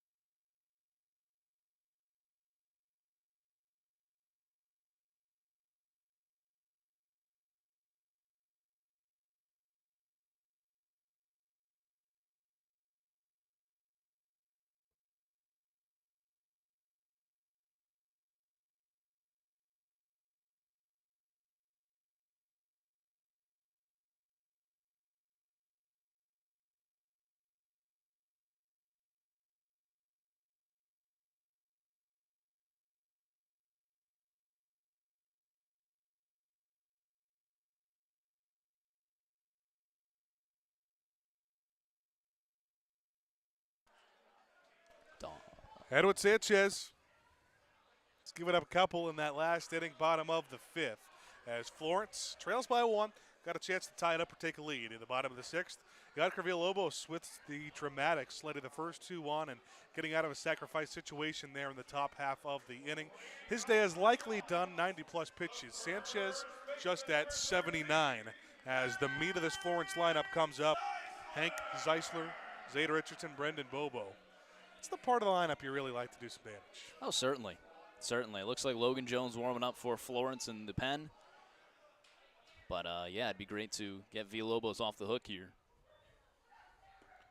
Start the inning, off speed low, below the knees to Zeisler. Batting average back up to 362 after 6 for 14th series. He's homered in back-to-back games. Fastball inside, backs him off the plate. Boy, would it be great to give him his second streak in about a week and a half of 3 or more games of the homer. Started off 2-0. Again, Sanchez, great start. He had struggled in his last few starts for Lake Erie. And the off-speed miss is low, so Zeisler gets a 3-0 count to begin the sixth. League leader in RBIs with 85. Also the fourth, I believe, Frontier League hitter to 20 home runs.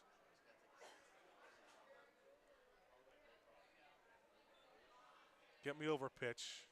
Joss catches top part of the zone, strike one. Sergeant Bilko said, rain, rain. That was it, just rain, rain, dot, dot, dot. Whatever could he say after that? Backstop, 5-pitch walk, Zeisler backflips it. Florence says the game-tying run on base to lead off the sixth. That's big time. And Richardson with 2 ground outs to short. Really don't want that here to get that double play. It's been a pretty good day at shortstop for Jared Watkins, too. It's been sound over there. Meeting for Chavez and Sanchez. They called that hit by pitch. Did they?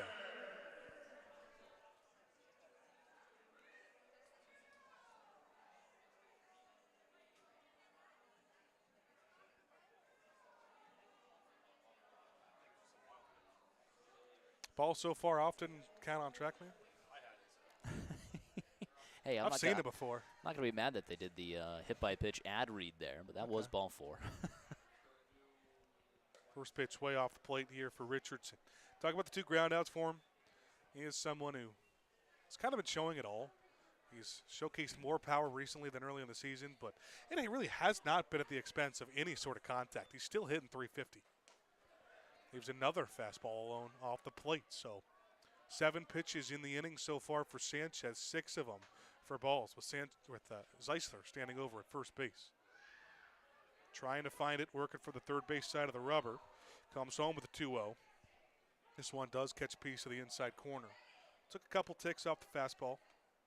87 there.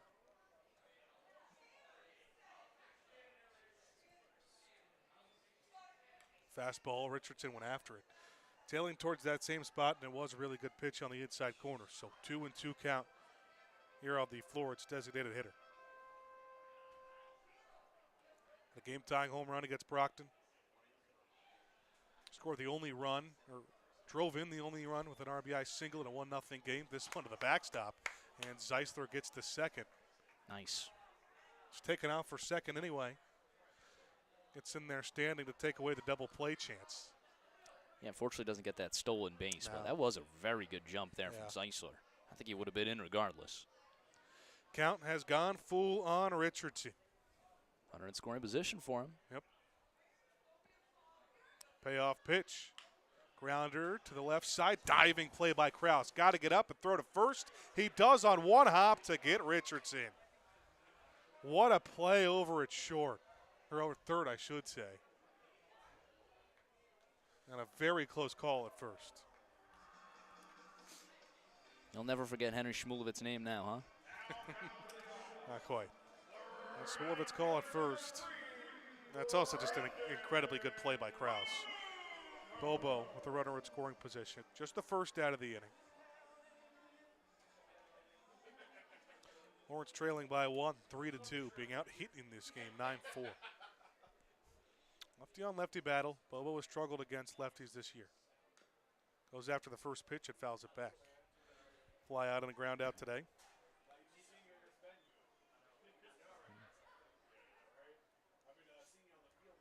All-star on all-star matchup. Could say that about half this Florence lineup facing Sanchez. Sanchez has gotten the better of for the most part. Zeisler takes off for third. Pitch outside. Throw down to third is bobbled at third base, and Zeisler gets in with a stolen base. Maybe upset that he didn't get one on the first one with a wild pitch, so needed it there. That's a gutsy move, though. Or he's, taking advantage of Schoenfeld being out. He's saying, I'm coming for the crown. Let me get the single-season record. A good throw probably beats him. But another hypothetical. Not a bad, honestly, not a bad throw. Sacrifice situation, grounder, a good pick over at short. Zeisler stops at third base, and the throw goes to first. Heads up base running by Zeisler. Infield came in late, like during the pitch, and Watkins just made a really nice play. Left side of the infield just saved this game. Yeah. 2 outs. It's going to be up to Garrett Broussard to get this game-tying run in the 6th. I think Edwin Sanchez owes Krause and Watkins a steak dinner or something. Jeff Ruby's. Yeah. Lee's famous recipe chicken. No, I wouldn't. No. You have to pay double for it. Off speed. Called strike there to Broussard. Ground out in a single form. He's come up big. Even when his batting average, in a certain series hasn't been great, he's been clutch. 3 RBIs against Brockton. This one's driven out to right center. Towards the track, it drops. What hops the wall? Tie game. Zeisler scores. And Broussard with a full head of steam stops at second with the game-tying RBI double. Third straight game with an RBI for Garrett Broussard, and it's 3-3 here in the 6th. That is a great piece of hitting there from Garrett Broussard. 96 off the bat. I mean, that is very clutch of Garrett Broussard. Just like that, the rally-alls, I like to call him. Marcus Brodell now going for the lead. The runner at scoring position, all tied up at 3. Our 2 outs of the inning for Sanchez. So how about that? After the 2-out sacrifice, or less than 2-out sacrifice situation eliminated, still get the run in. First pitch strike to Brodell. It's a generous call.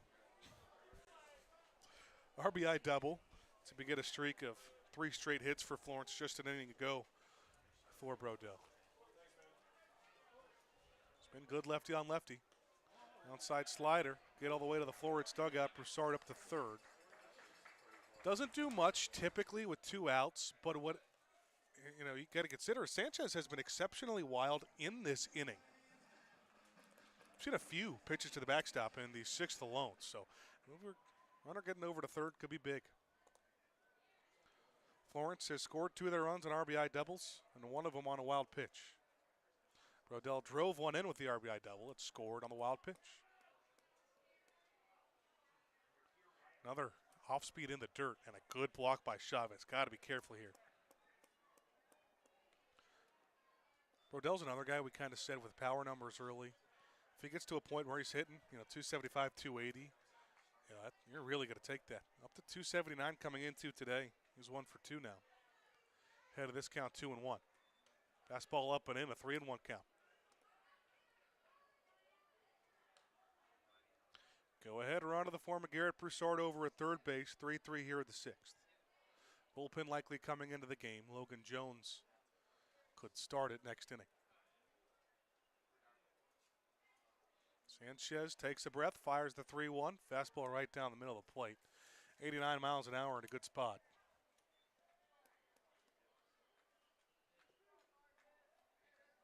But one of the biggest pitches of the game coming up.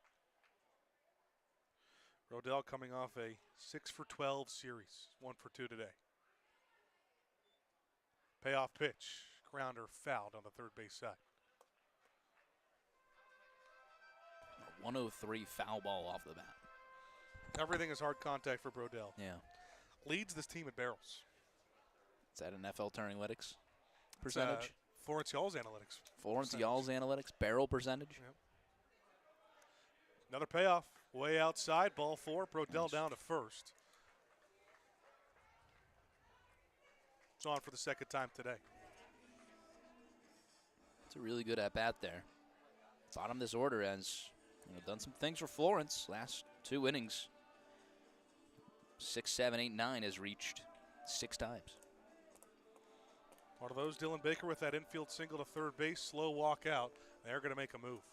They will not let Sanchez see the righty Dylan Baker with the game go-ahead run at third base. We'll have more on the Hooves Hangout pitching change on the other end of the break. Frontier League Network, powered by HTN.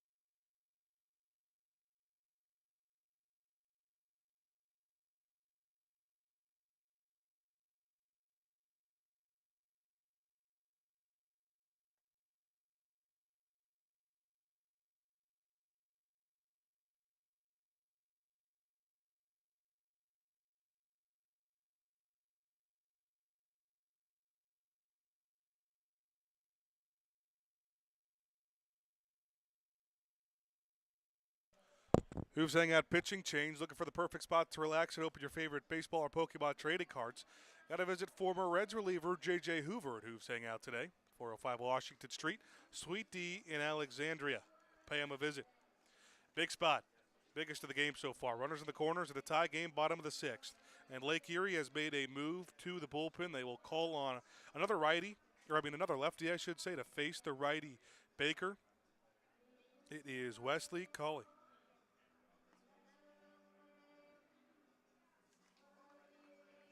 Oh and 1. The 5.51 ERA, whip just below 2. Just needs the 1 out in this inning. It started with a Hank Zeisler walk. Richardson grounded out after Zeisler got to second on a wild pitch and got to third on a stolen base. Infield comes in, ground ball goes to short. Zeisler stays at third, throw goes to first, eliminate the sacrifice chance. 2 gone. But Garrett Broussard came in with an RBI double the opposite way to tie it. Marcus Brodell walked. On the corners, 2 outs. Culley against Baker. First pitch, big swing and a miss for Dylan Baker, who reached on an infield single his last time up. He's got 10 home runs on the season. Go with his 53 RBIs.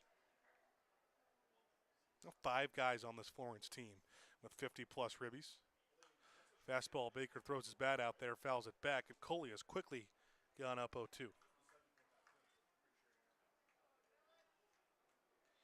More walks than strikeouts on the season for the Lake Erie Southpaws. Baker takes his time out. 11 walks to 10 Ks in 16 and a third innings pitched. He's not been a strikeout guy, kind of like the fireman they want to go to in this situation. Not that you need a strikeout. But his numbers just overall have been okay this year. 0-2 when the dirt. Baker leaves it alone. Florence and Lake Erie going to have to get used to each other these next few weeks. And the Y'alls definitely just want to set the tone early. Their first of 9 coming up in 3 weeks.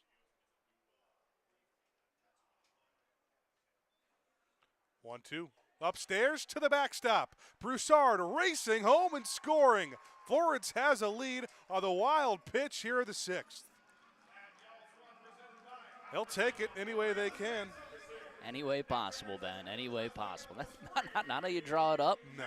Works just the same. So 4 runs in this game for Florence. 2 of them on RBI doubles, 2 of them on wild pitches.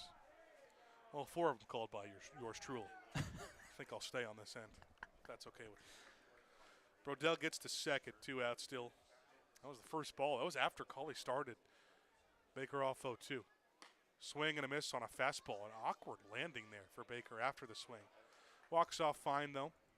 Culley gets the strikeout, but not before a wild pitch to give Florence the lead.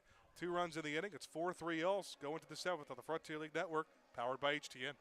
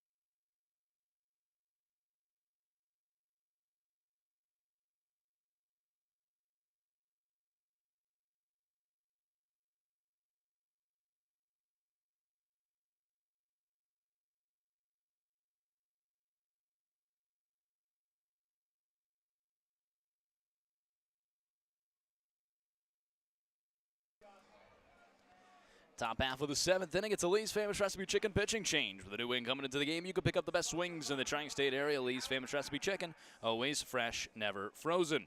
Logan Jones is in for Yannicker Villalobos. Villalobos ends, actually going to leave this game with a lead. A little backside possible W there for Villalobos. 6 innings pitched, 9 hits, 3 runs. All of them earned 1 walk and 4 Ks for the crafty veteran. That is a line that just smells of Villalobos there. I mean, a really good outing. Gets hit around, but, limits the damage from crossing home plate, and that's all that matters. Hands the ball off to Logan Jones, righty, who has been enjoying a little bit of a hot streak out of the bullpen.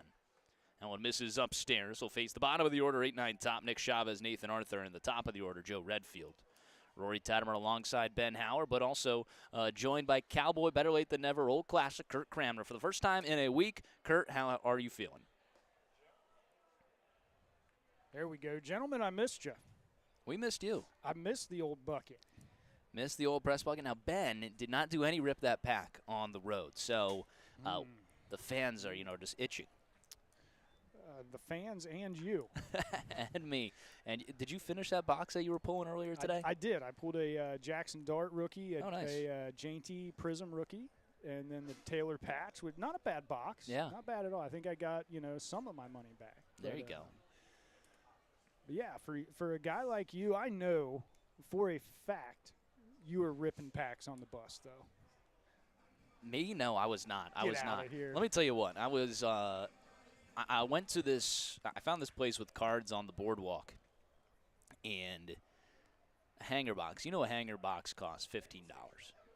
Everyone knows that. You can get a hanger box for $15. Common knowledge. Yeah, this boardwalk was selling it for $45. I said, "What do you take me for, man? What are you guys thinking here? How are you pawning this off for a $30 plus charge?" I would have bought it. And someone like Ben would have bought it. Oh man, that's a great deal. I don't know what's a deal, what's not a deal. That's a great deal. I know I like cards. 59 cards, $45, sure. Yowzer. A leadoff walk there to Nick Chavez, runner on first. Here in the 7th. Swing and a miss to the bottom of the order, Nathan Archer. 2-run single back in the 2nd inning. But we do have ourselves a box of Topps Chrome 2026. Back to the Topps Chrome. You were asking me what I wanted. I need something out of this box. I need something out of Topps Chrome. I can't go home empty-handed. And we have been so far, so Yeah. I feel you on that one. I'll tell you what, though. I went to deal with something at the main bar. It was 3-0. I turned around. We got a y'all's lead. Yeah, 4-3 lead. Love it. Love it. Zach Beadle rolling on the ground after getting a foul ball off of some unprotected part of his body. It's 0-2, but the athletic trainer, Patrick McCormick, will come take a look at him. It's definitely off the leg.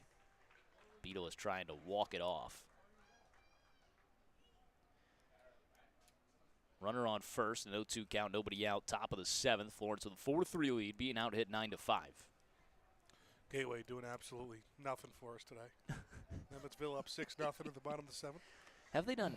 I think the only thing they've done for us is give lose. us Yeah, wins. yeah. So it looked like Beetle took a foul ball right off the top of his off the top of the leg plate there, like right, no padding or nothing. Just Yeah. right there. So all right, little tops chrome action here. Old Ted, why don't you jump in? Why don't you jump in that swimming pool? I'll jump in here. Let's take one right from the middle. We'll start off this new box of Topps Chrome 2026, and I already see myself with a big ticket on the back. I don't think I've had anything colored in this, and we're gonna continue that trend. I think the best card that we've pulled out of this had been that Yordan Alvarez, just hoping that he wins the MVP, which it obviously looks like he will. Still taking a look at Zach Beadle here. We do get Shea Bangaliers, one of the best catchers in the ball game. I get Roki Sasaki. Last year that would have been a big card, his rookie card. Sasaki, such a guy that, amazing postseason. Amazing postseason last year. Just lights out against the Phils. Get his counterpart, Shota Imanaga, came over at the same time. Imanaga was pitching today for the Cubs. Didn't give me much in fantasy. Only 4 2/3. And then we'll go our admit one big ticket, Jose Ramirez, J-Ram there. It is a nice card. Nothing in particular, but the big ticket admit one, Jose Ramirez, one of the most underrated players in the ball game. So big ticket action there. I'm gonna jump in the middle. Jump right in the middle here. Nathan Archer with an 0-2 count on him. Beetle stays in the game. Jones from the stretch. The 0-2 pitch. Swing and a miss. Got him. First K of the day for Logan Jones. How about the emphatic there by Alex Lowry? Yeah, he's been doing that on the swing and misses. It's kind of an up in the air. We'll Okay. toss one up. Yeah. Ooh, So I got something happening. Dansby Swanson pink. throwing them hands up. Oh, Vlad Guerrero Jr. there. And it looks like It's an auto. ooh, we did feel it. Yeah. We sat in the office today. We said something's in here. On-card auto, Kyle Backus. Kyle Backus, rookie auto out of 250, followed by a Matt McClain wave refractor. Oh, I'm trash. How about that? That's a nice looking auto there too. Kyle Backus. Now I want to say he's on the Phillies right now. 44 out of 250. He might not be. Obviously on this with the Diamondbacks, but that's a very cool card. The second autograph that we've pulled on Rip That Pack this season. Let me take a look. Are we sleeving her? And then, I don't have any on me, but I've got plenty you in definitely the have to go. office. Kyle Backus is currently with the Philadelphia Phillies. Okay, so in here he's a Diamondback. So Yeah. well, I hope for your sake, and I hope for my sake, that Backus just has a career season next year. 21 games this year, a 4.95 ERA. He's hanging in. Last pitched against the Nationals on August 3rd.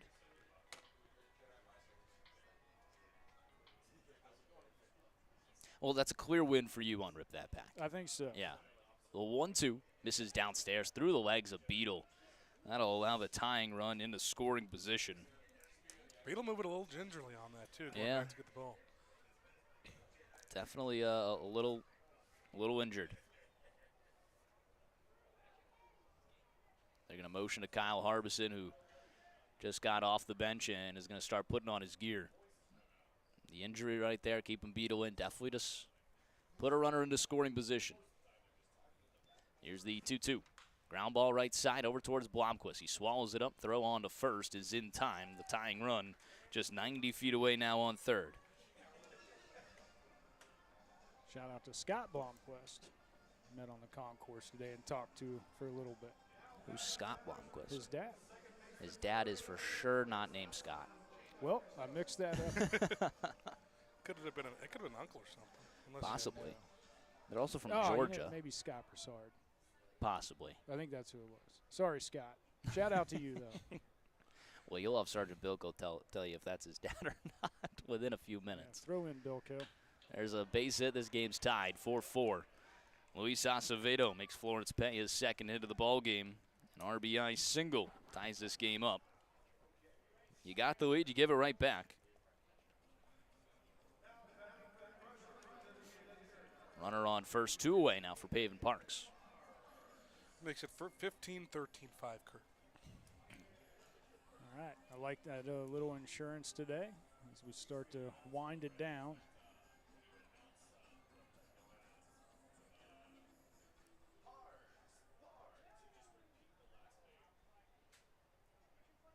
So Logan Jones now on tap for the loss of Florence. I guess not. Tie game. Not losing it yet. Does take away the win from Villalobos. 10 hits for the Crushers. Definitely out hitting Florence by double.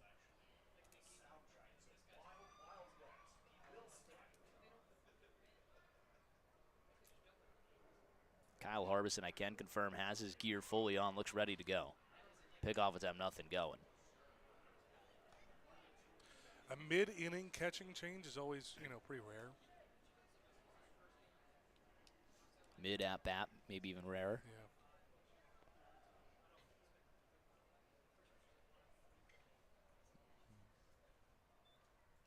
0-1. Misses inside. 1-1.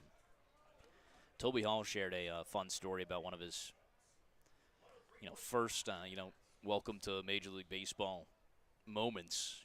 I think it was, I want to say it was in Toronto, and they had just, had Toby Hall, obviously with the Tampa Bay Devil Rays, hit a home run, and I think he threw out a few runners on base. He was like, yeah, this is, my welcome to Major League Baseball moment. This is my game.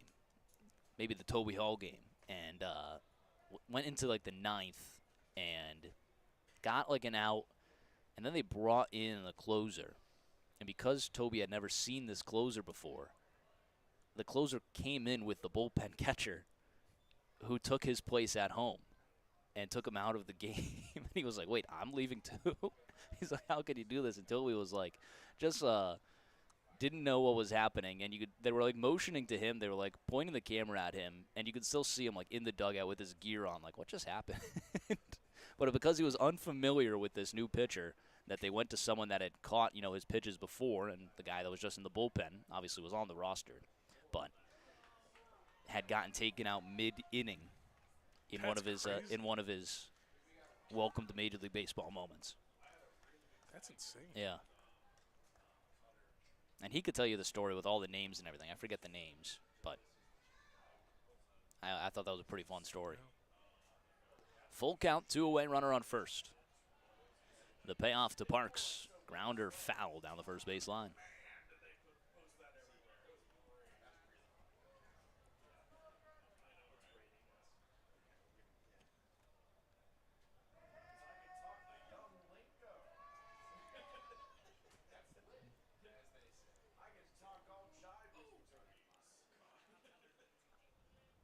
Rain doesn't seem to be coming down too much anymore, if at all. Runner takes off, the payoff, swing and a miss. Got him, 2 Ks in the inning from Jones. Does give up the lead. Strands a runner on first. It's a 4-4 ball game as we head to stretch time at Thomas More Stadium when we return on the Frontier League Network, powered by HTN.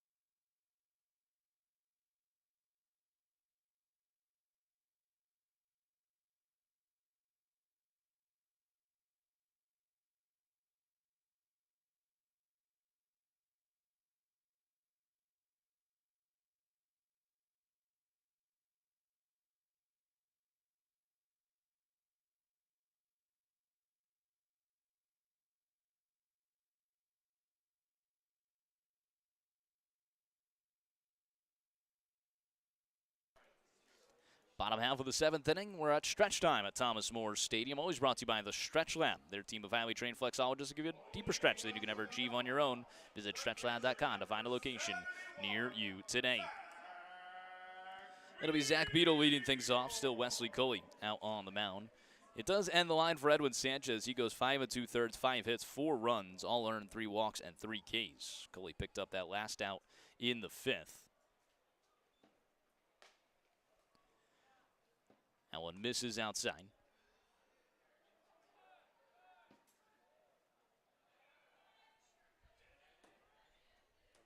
We don't have to wait till the next time Florence is pitching to see if Zach Beadle will catch. I mean, obviously a very good sign that he's at the plate right now. Yeah. Certainly. Can't see Harbison anymore if he does have the gear on. Here's the 1-0, misses outside. Nobody warming up in the pen either. It does look like they'll keep Jones out there. Well, Beadle was the one, he was going through a little bit of something lingering that first half of the season. Kind of inactive. 2-0, swing and a miss.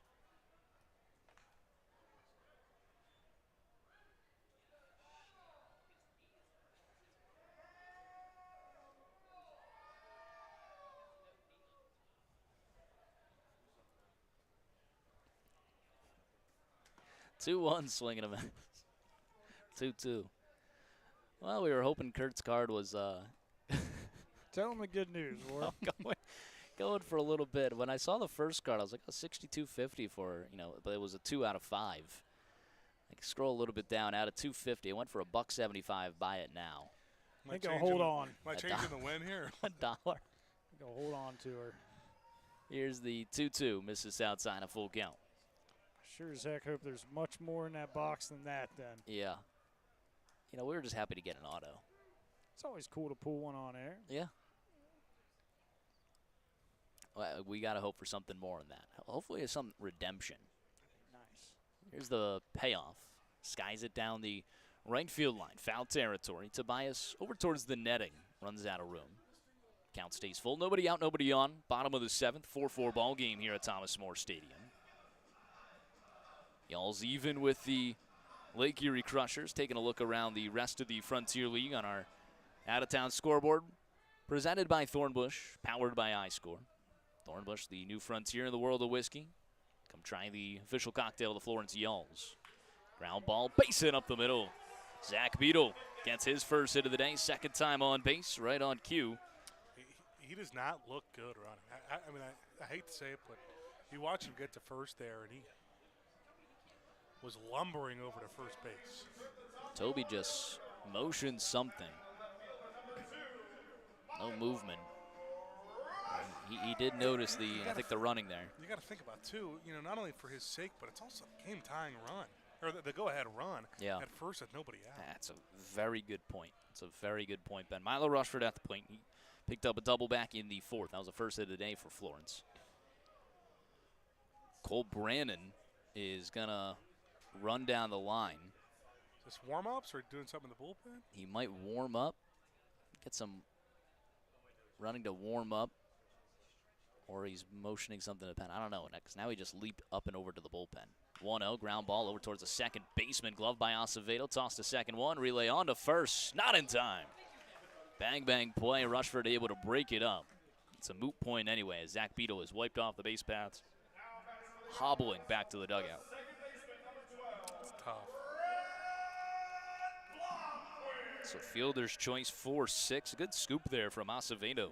There is someone warming the bullpen now too, Rory, right? Yeah. You're right. That is another righty warming up.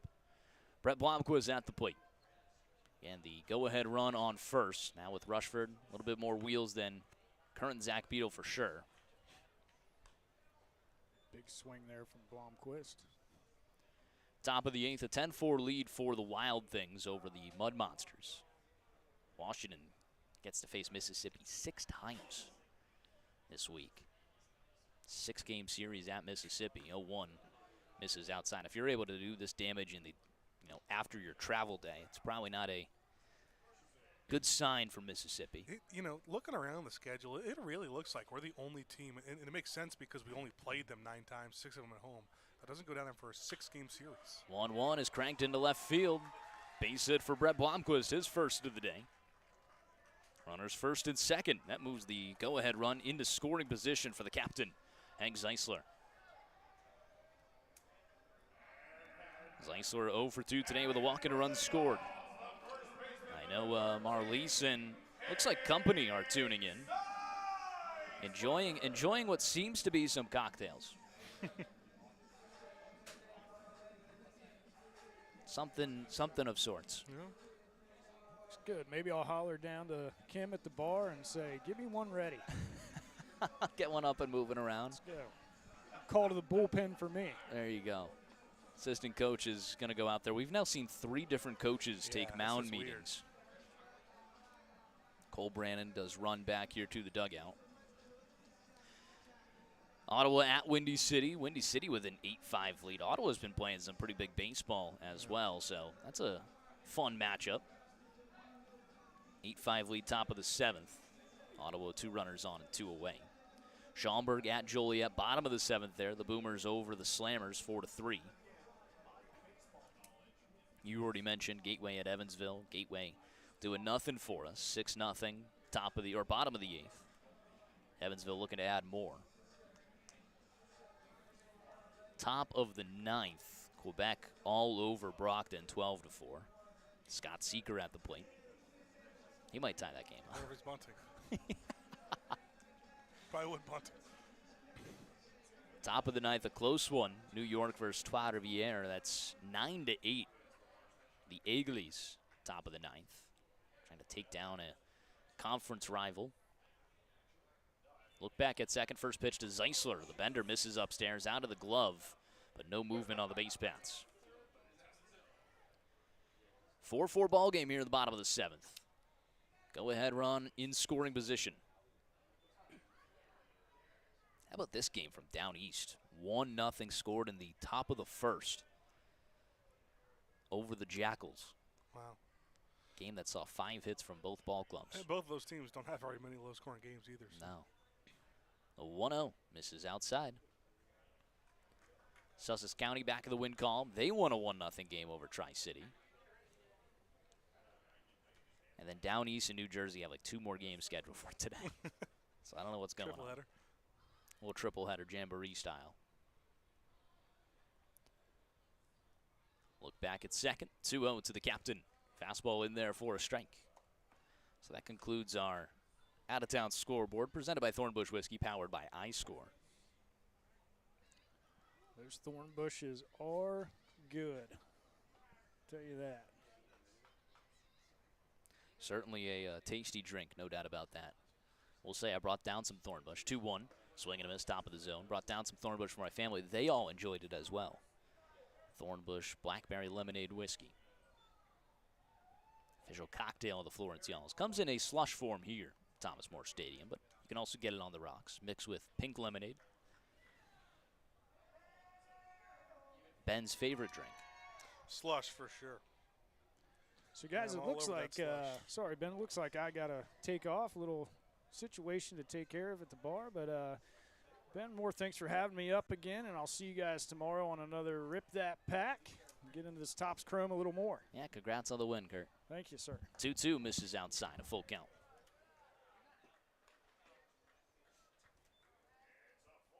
One away. 2 runners on. Bottom of the 7th. Florence with 2 hits in the inning. Creeping back in that hit column, now trailing 10-7. Someone in the pen for Lake Erie, 1 for Florence. Here's the payoff. Fouls it away. The captain stays alive.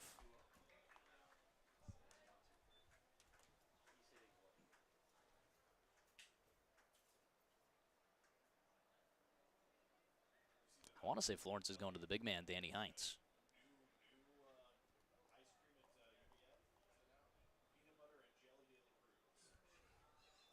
Kick the payoff. Swing and a miss. Zeisler down on strikes on a fastball outside. The lefty-lefty battle there. That'll bring up the face of the Florence Yalls, Zade Richardson.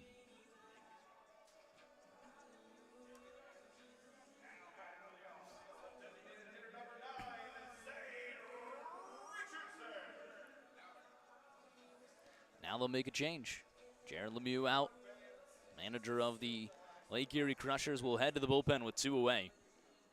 And Richardson stepping up to the plate. We'll be back with that Hooves Hangout pitching change when we return on the Frontier League Network, powered by HDN.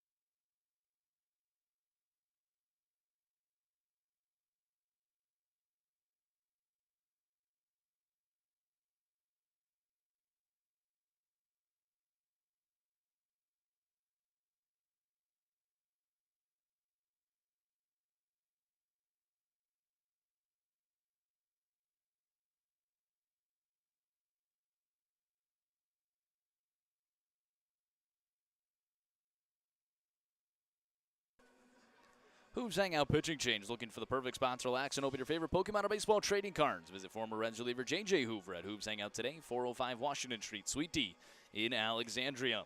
Zade Richardson at the plate. New pitcher Adam Brower will take place of Wesley Coley, who ends with an unofficial line.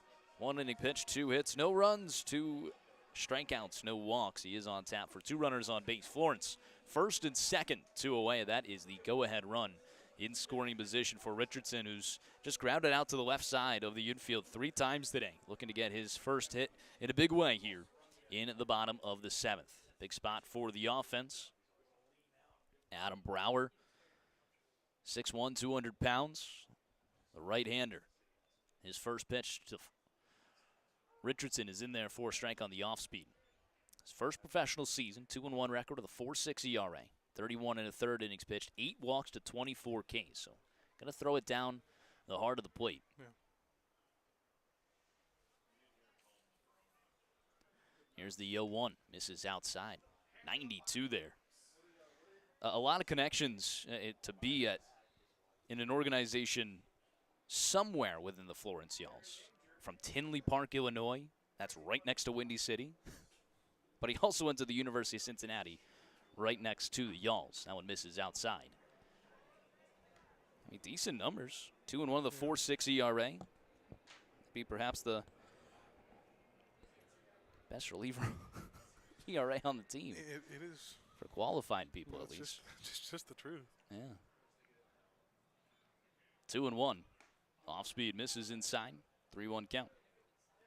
They bring in the righty to face the righty. So, this is a big opportunity for Florence. Even if Richardson could just get on, give Bobo a chance, who's been great in clutch situations lately.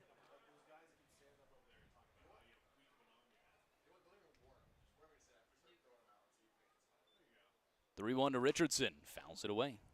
92 on the outside corner.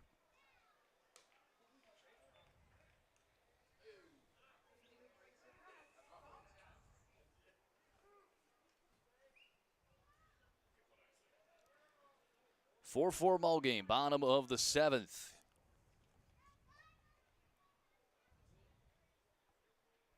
He steps off. Played college baseball, 2026 with University of Cincinnati, 24 and 25 Northern Illinois University, and then 23 University of Illinois Springfield. 4 seasons, 2014 record, a 5.22 ERA in college. 3-2 is cranked out towards left field, but right at Redfield. He reaches the glove up and makes the grab to end the inning. 102 off the bat of Richardson, just right at the left fielder Florence strands a runner in scoring position. We head to the top of the 8th, tied up at 4 when we return on the Frontier League Network, powered by HDN.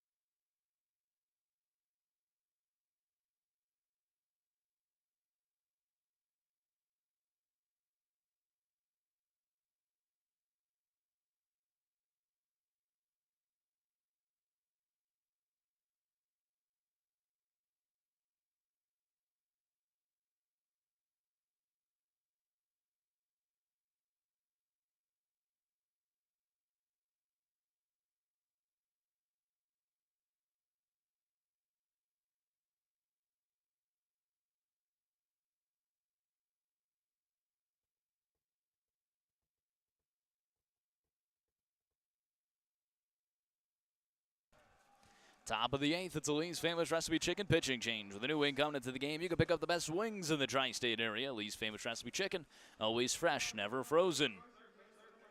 Danny Heinz, the big closer in for Florence. Heinz has been dominant for Florence thus far. Possible 2-inning approach here?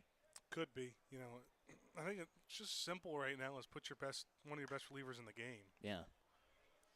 They'll go to the guy that's been closing out games of late. Him and McAvoy kind of splitting that role right now. Obviously, McAvoy has the numbers to back it up, but Heinz has kind of taken over the closer role just in the last week.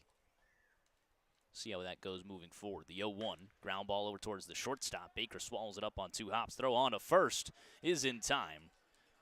Right above the ground there. Nice stretch from Hank Zeisler. 1 away. Final line for Logan Jones. An inning pitch, 1 hit, 1 run, a walk, and 2 Ks. Does leave in line with a no decision. That run did tie the ball game 4-4. Brings up Jacob Tobias, a single his last time up in the 6th. He is 1 for 3, the lefty. That'll make 8 innings thus far for Danny Heinz, his career with Florence. Just 3 hits, no runs, 5 walks, and 12 Ks. He has been phenomenal. Yeah. That's coming off of a draft league season where he's 1-0, again a 0 ERA, 7 games, 9 2/3 innings pitched, 16 Ks, 4 walks. 1-1 the count.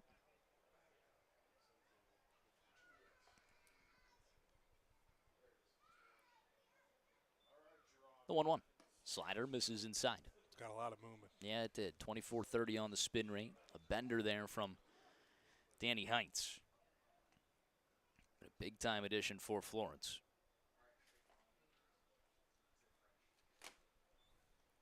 Two 2-1. Fastball upstairs, no good. 93 there. You know, he obviously hasn't given up a run yet, but he has not been a stranger to Florence's strategy of making things interesting in the 9th. Letting runners on base. It certainly is a strategy that they've all carried. That one misses outside. A 5-pitch walk. He's had a walk in his last 5 outings now. Puts the go-ahead run on first. Brings up James Jett. Single and a run scored back in the second. Reached on a fielder's choice in the sixth, was stranded at third. He's 1 for 3 today.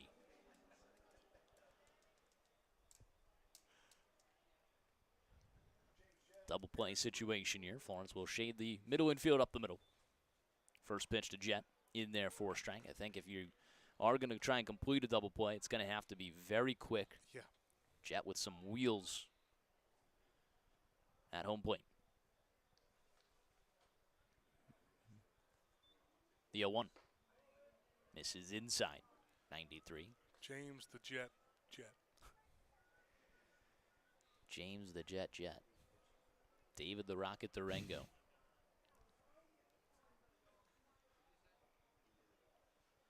Tobias, not really a stolen base threat over at first. The 1-1 up the middle, over towards the second baseman, Blomquist. He'll tag Tobias out at second. Throw on to first is in time. Brett Blomquist, do it yourself. A nice tag and ends the inning. An unconventional 1-2-3 from Heinz. We head to the bottom of the eighth. It's a 4-4 ball game.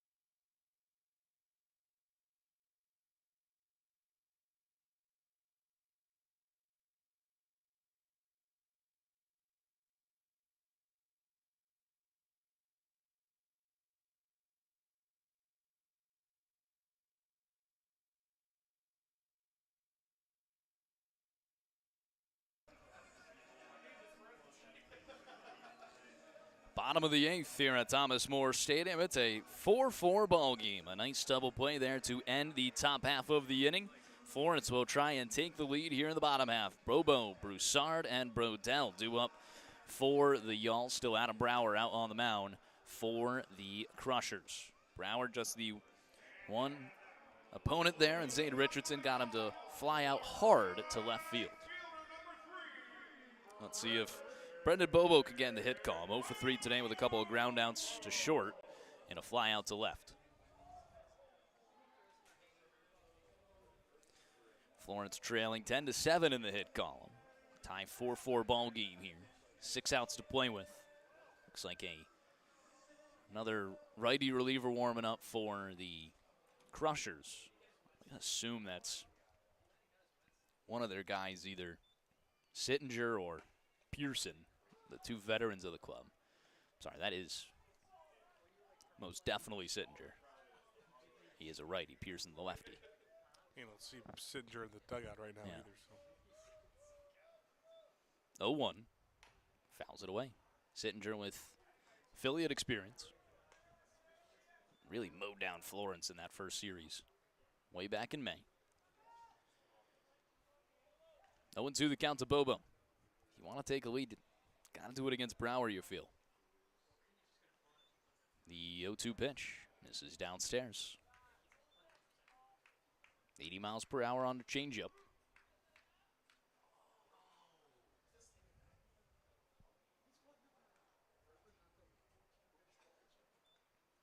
One-two.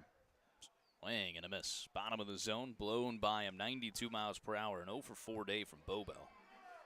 Yeah, pretty rare. Bobo Richardson combined 0 for 8. Not going to see that a whole lot. It's back-to-back in the lineup as well. Two lone Florence Y'alls that were not able to reach base today. Garrett Broussard tied this game up in the 6th with an RBI double. He's 2 for 3 with 2 runs scored as well. First pitch to him. Bottom of the zone, no good.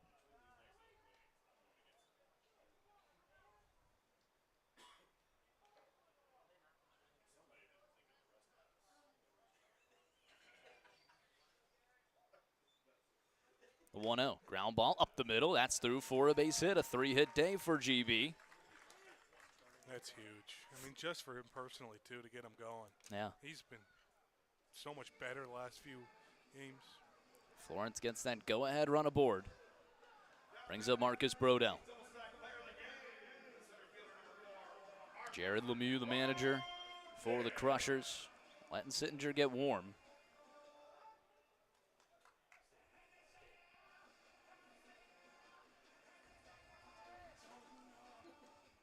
Big spot here for Marcus Brodell. RBI double back in the 5th. That scored Broussard from first. First pitch misses upstairs.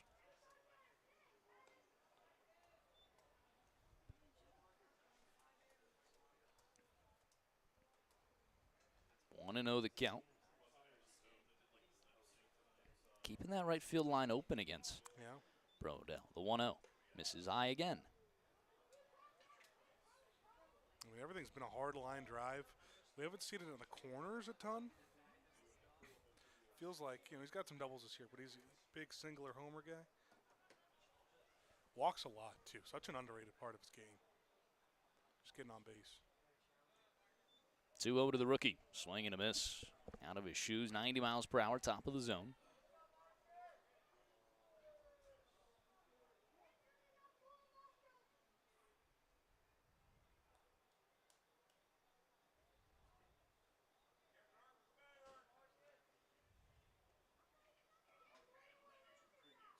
Two-one. Fastball misses inside. 3-1 the count. A lot of those host parents still in attendance here on their host family appreciation night.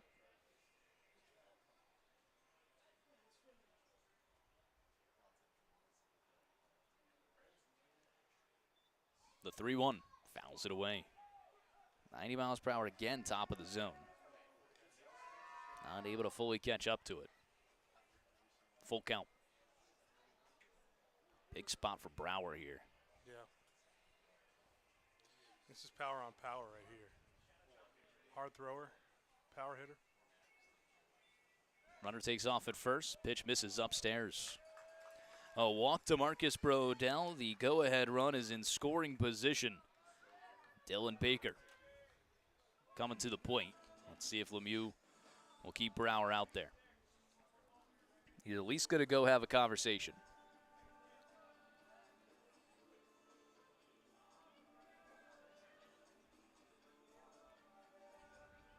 I don't think he's come out in a point where he hasn't gone to the pen. But you don't have Sittinger. It's a fair point. Those mound meetings.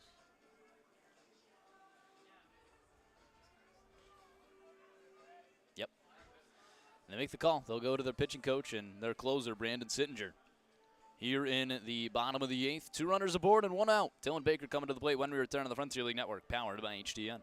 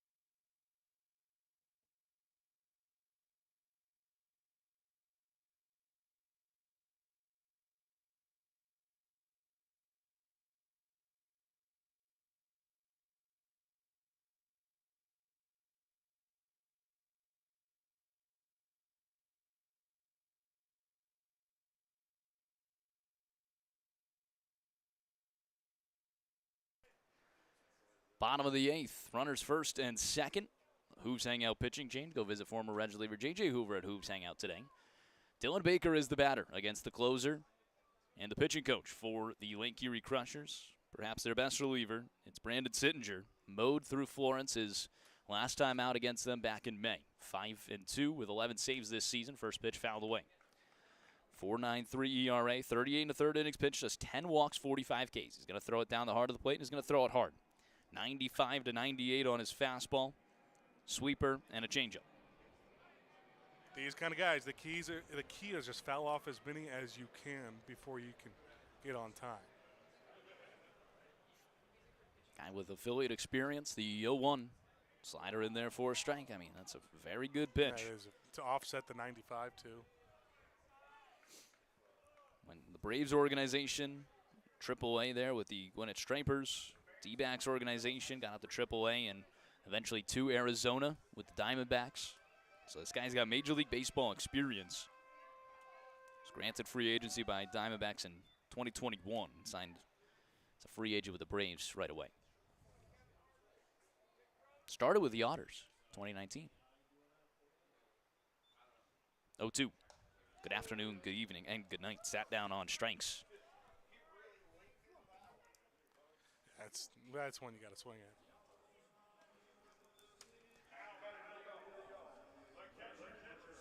Expecting fastball most likely. Brings up Zach Beadle. Sittinger signed with the Crushers in 2025, a 3-1 record, 3.33 ERA, 39 games, 4 saves, 73 innings pitched, 88 Ks.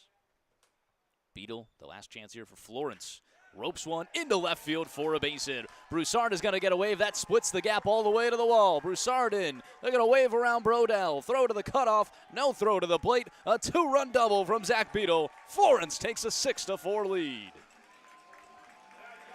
How about the day for Zach Beadle? Worked a big walk earlier in the game. And another single to show us that he's all right after that long delay with the injury. And then coming up with the biggest spot here, wow. A 2-run double from the Y'alls catcher, Zach Beadle, gives the Y'alls a 6-4 lead here in the bottom of the 8th. How about the 2-out production today for Florence? Not sure the exact number, but it's majority of runs today.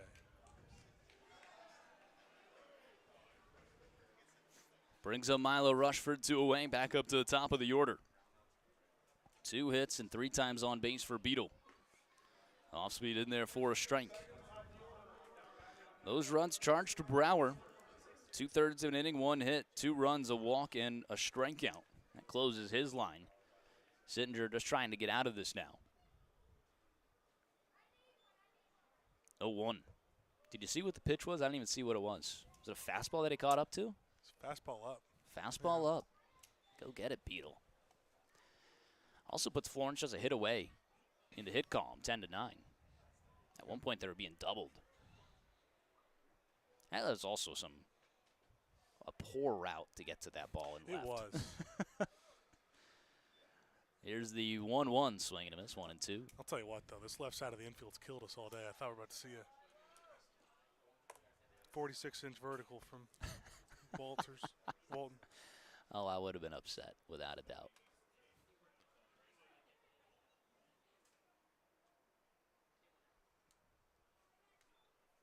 The 1-2. Check swing. Wow, goes all the way around. Called at the plate. Throw on to first is in time. Strikeout there to end the outing there from Sittinger. We head to the top of the 9th. Florence looking to close it out. Probably going to be Danny Heinz once again for another save when we return on the Frontier League Network, powered by HTN.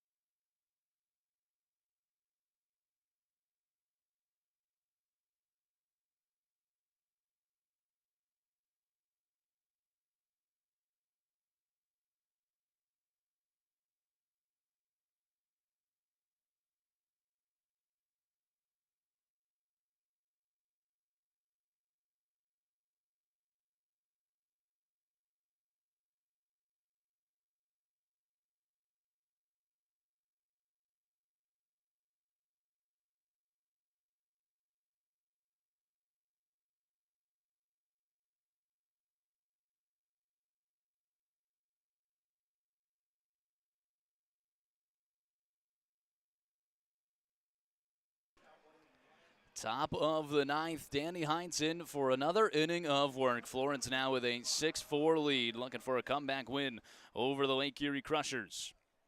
7-8-9 due up for Lake Erie. Heinz allowed a runner on a walk his last time up.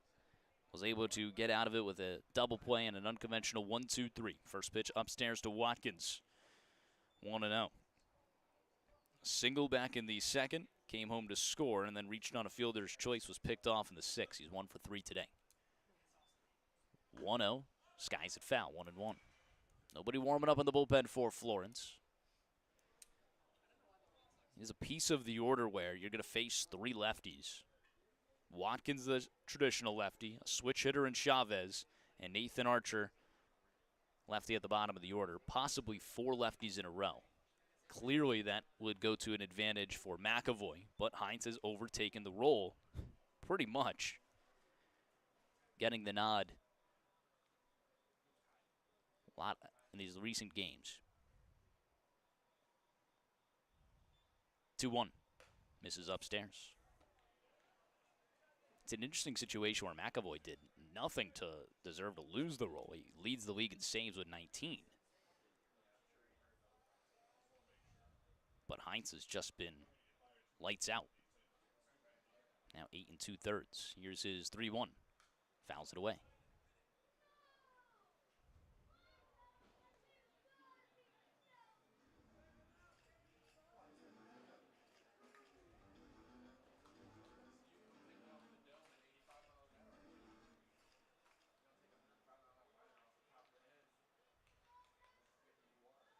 Here's the payoff pitch. Fouls it away again. Nobody on, nobody out.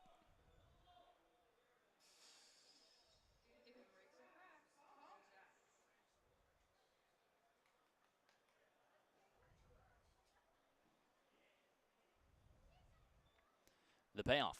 Skied out towards shallow left field. Out goes the third baseman at shortstop. It's Garrett Broussard. No, it's a sliding grab from Dylan Baker. What a late call from Baker. And a nice play. Sliding grab. Look at the range. All the way in foul territory. We could take another look at that. I mean, Broussard looked like he was going to end up with it. And at the very last second, Baker, just a little bit of a better route, calls him off. Good communication all the way through. For out number 1. Tip of the cap to Dylan Baker.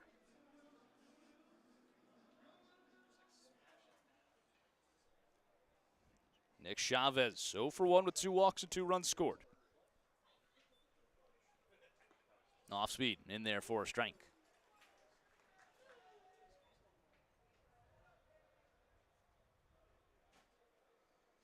Catching up on our YouTube audio stream. C310 Driver 1 said, great story, so true. Pitchers can dictate things like that. Sergeant Bilko talking about Garrett Broussard's 3-hit day. 2-run double with 2 outs. Me likey. No doubt about that. That's the Beetle double there. 1-1. Misses outside. Zach Beetle, big-time hero there for Florence. 2-run double in the bottom of the 8th. Gives them the lead. Able to just to try and put it away here in this inning. 2-1.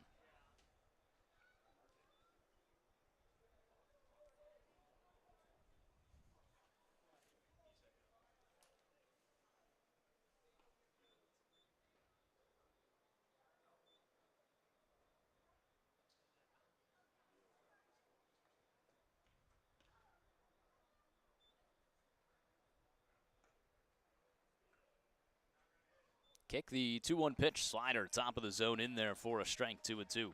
Look at that banner, 23-29 on the spin rate. Beautiful placement. Picked up. No strikeouts yet. 2-2. Hard hit. Past the diving shortstop into center field.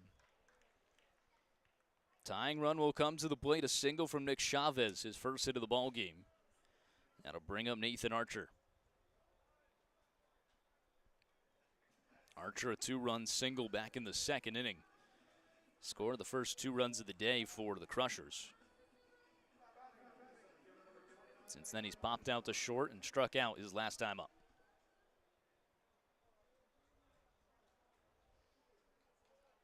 Runner on first. First pitch. Fastball inside, no good at 93.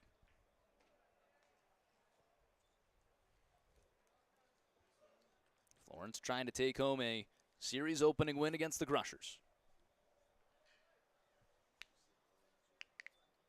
The 1-0 in there. 46-32. If they're able to win, they will be back at their best 15 games above 500. They'll tie that on the season. 1-1, no good. Outside on the fastball. It's top of the ninth. Schaumburg and Joliet still in a close one, 4-3. Games that really matter right now are Evansville, who won 6-0 over Gateway, so you got to win this game to keep pace with them. 2-1. Slider inside, no good. And Windy City, who won 9-6 over Ottawa.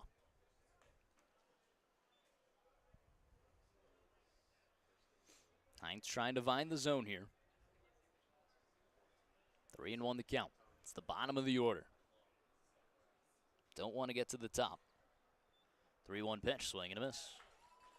Redfield waiting on deck. He's got 3 hits today. And Luis Azevedo in the hole with 2 hits.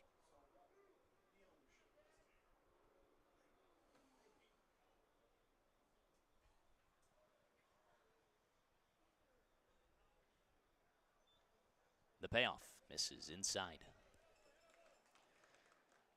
Ben was right on the money. Florence, no matter who is out there, I think even Pedro Martinez would put some trouble on the base paths. It is the Florence Y'all's way. Again, if Florence does make the playoffs, this situation will just give you a heart attack. We'll need an ambulance on site.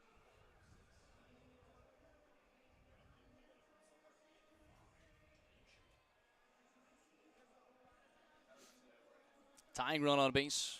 Go ahead, run at the plate.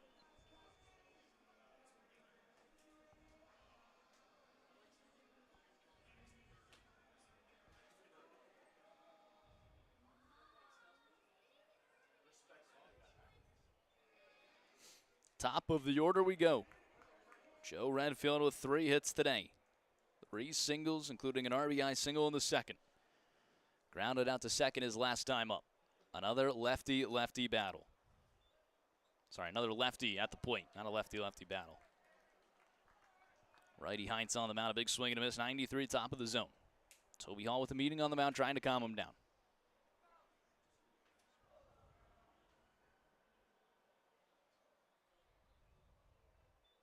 0-1. Fastball outside, no good.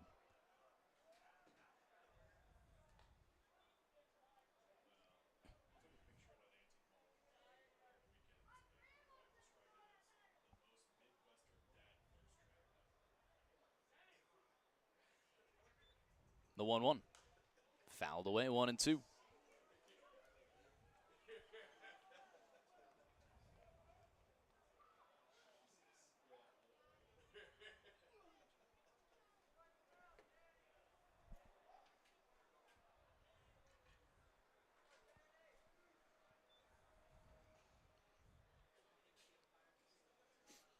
One and 2 the count. One away, runners first and second. Florence with a 6-4 lead, top of the ninth. Look back at second. 1-2 pitch. Fouls it away. We'll do it again.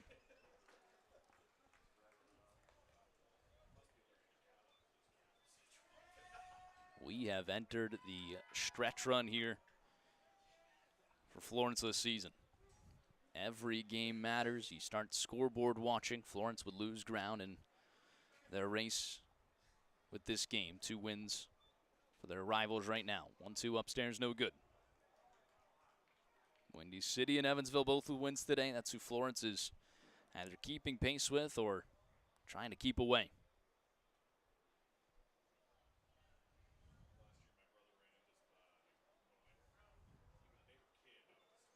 2-2. Skies it out towards left field. That'll send Rushford back with room in front of the warning track. He makes the grab and no tag. 2 away. Gave it a ride, but stays in the ballpark. Luis Acevedo will dig in. 2 for 4 line, an RBI single his last time up. Acevedo had incredible numbers at New Jersey back in 2025 that earned him an all-star appearance. I remember he was hitting like 400 against lefties. First pitch outside, no good. So this is the one where I'm like, yeah, okay, maybe you wouldn't have McAvoy in that. He hit .306 with 44 runs in 72 games. The 1-0. Ground ball, broken bat, past the pitcher, picked up by Baker. Throw on to first in time. Dylan Baker. The defense in the ninth saves the game, and Florence picks up a 6-4 win over Lake Erie. Their 47th win of the season. Danny Heinz picks up his first win with Florence, and they take home game 1. What a comeback win for the Y'alls. They went down 3-0 in the second, battled all the way back, allowed the tie ball game in the 7th, pick up 2 big ones in the 8th off the bat of Zach Beadle. Losing pitcher will be Adam Brower. Both of his runs came in to score, even though it was Sittinger on the mound.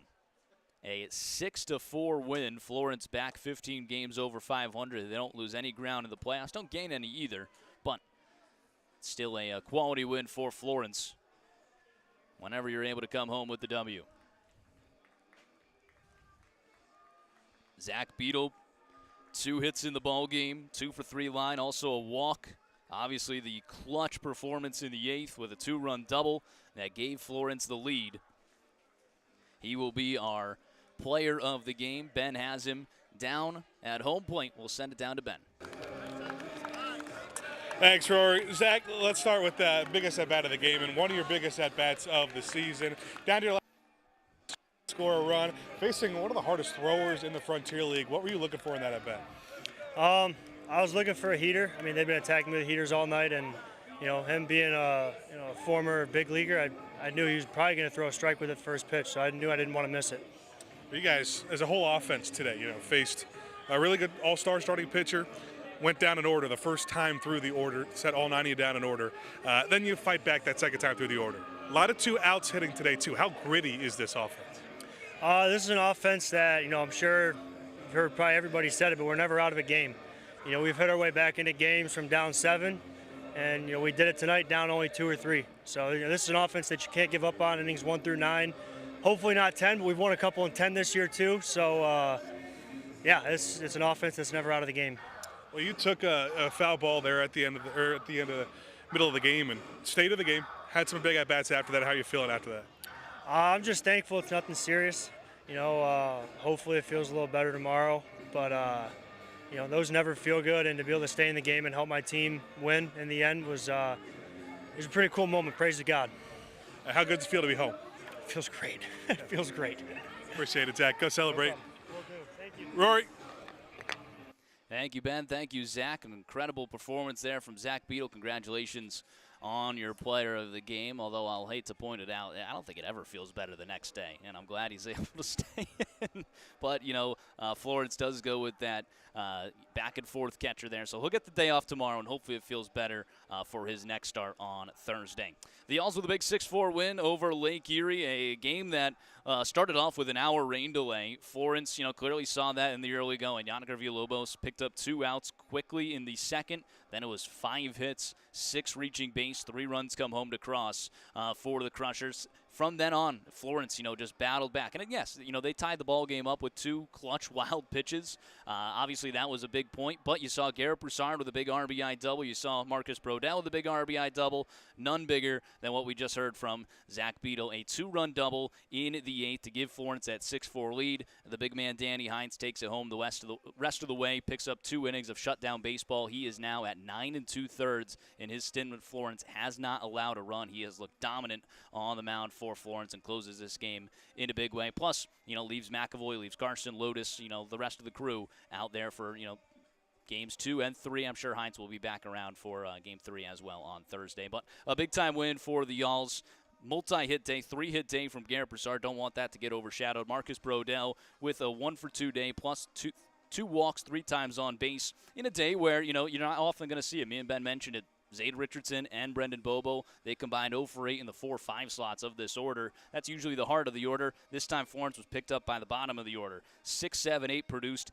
5 runs for Florence, and then obviously Zach Beadle at the bottom of the order with 2 hits and a 2-run double. Just massive stuff all the way through 1 through 9. It's a party for the Alls. We'll do it again tomorrow with Evan Webster on the mound looking for a series win over the Crushers. That'd be nice, right? Get a series win on Wednesday. Hopefully a little bit of drier weather on the way for Florence, although I can't promise anything. It seems like there's going to be a lot of rain this week, and we'll just have to battle through it. For the Lake Erie Crushers, it'll be a new man. It'll be Kobe Reeves for the Crushers. First time seeing him from Ingleside, Texas. Another lefty for Florence to figure out. They ended up figuring out Sanchez maybe a few innings too late, but we're still able to take him out of the ball game and pick up a 6-4 win. 6:51 start tomorrow, Wrestling Wednesday, Wendy's Wrestling Wednesday. Come out to Thomas More Stadium, see if the Alls can pick up a series win. That'll do it for us in the broadcast. You just heard Ben down at the field. I've been Rory Tettemer saying so long from Thomas More Stadium, and y'all have a good night.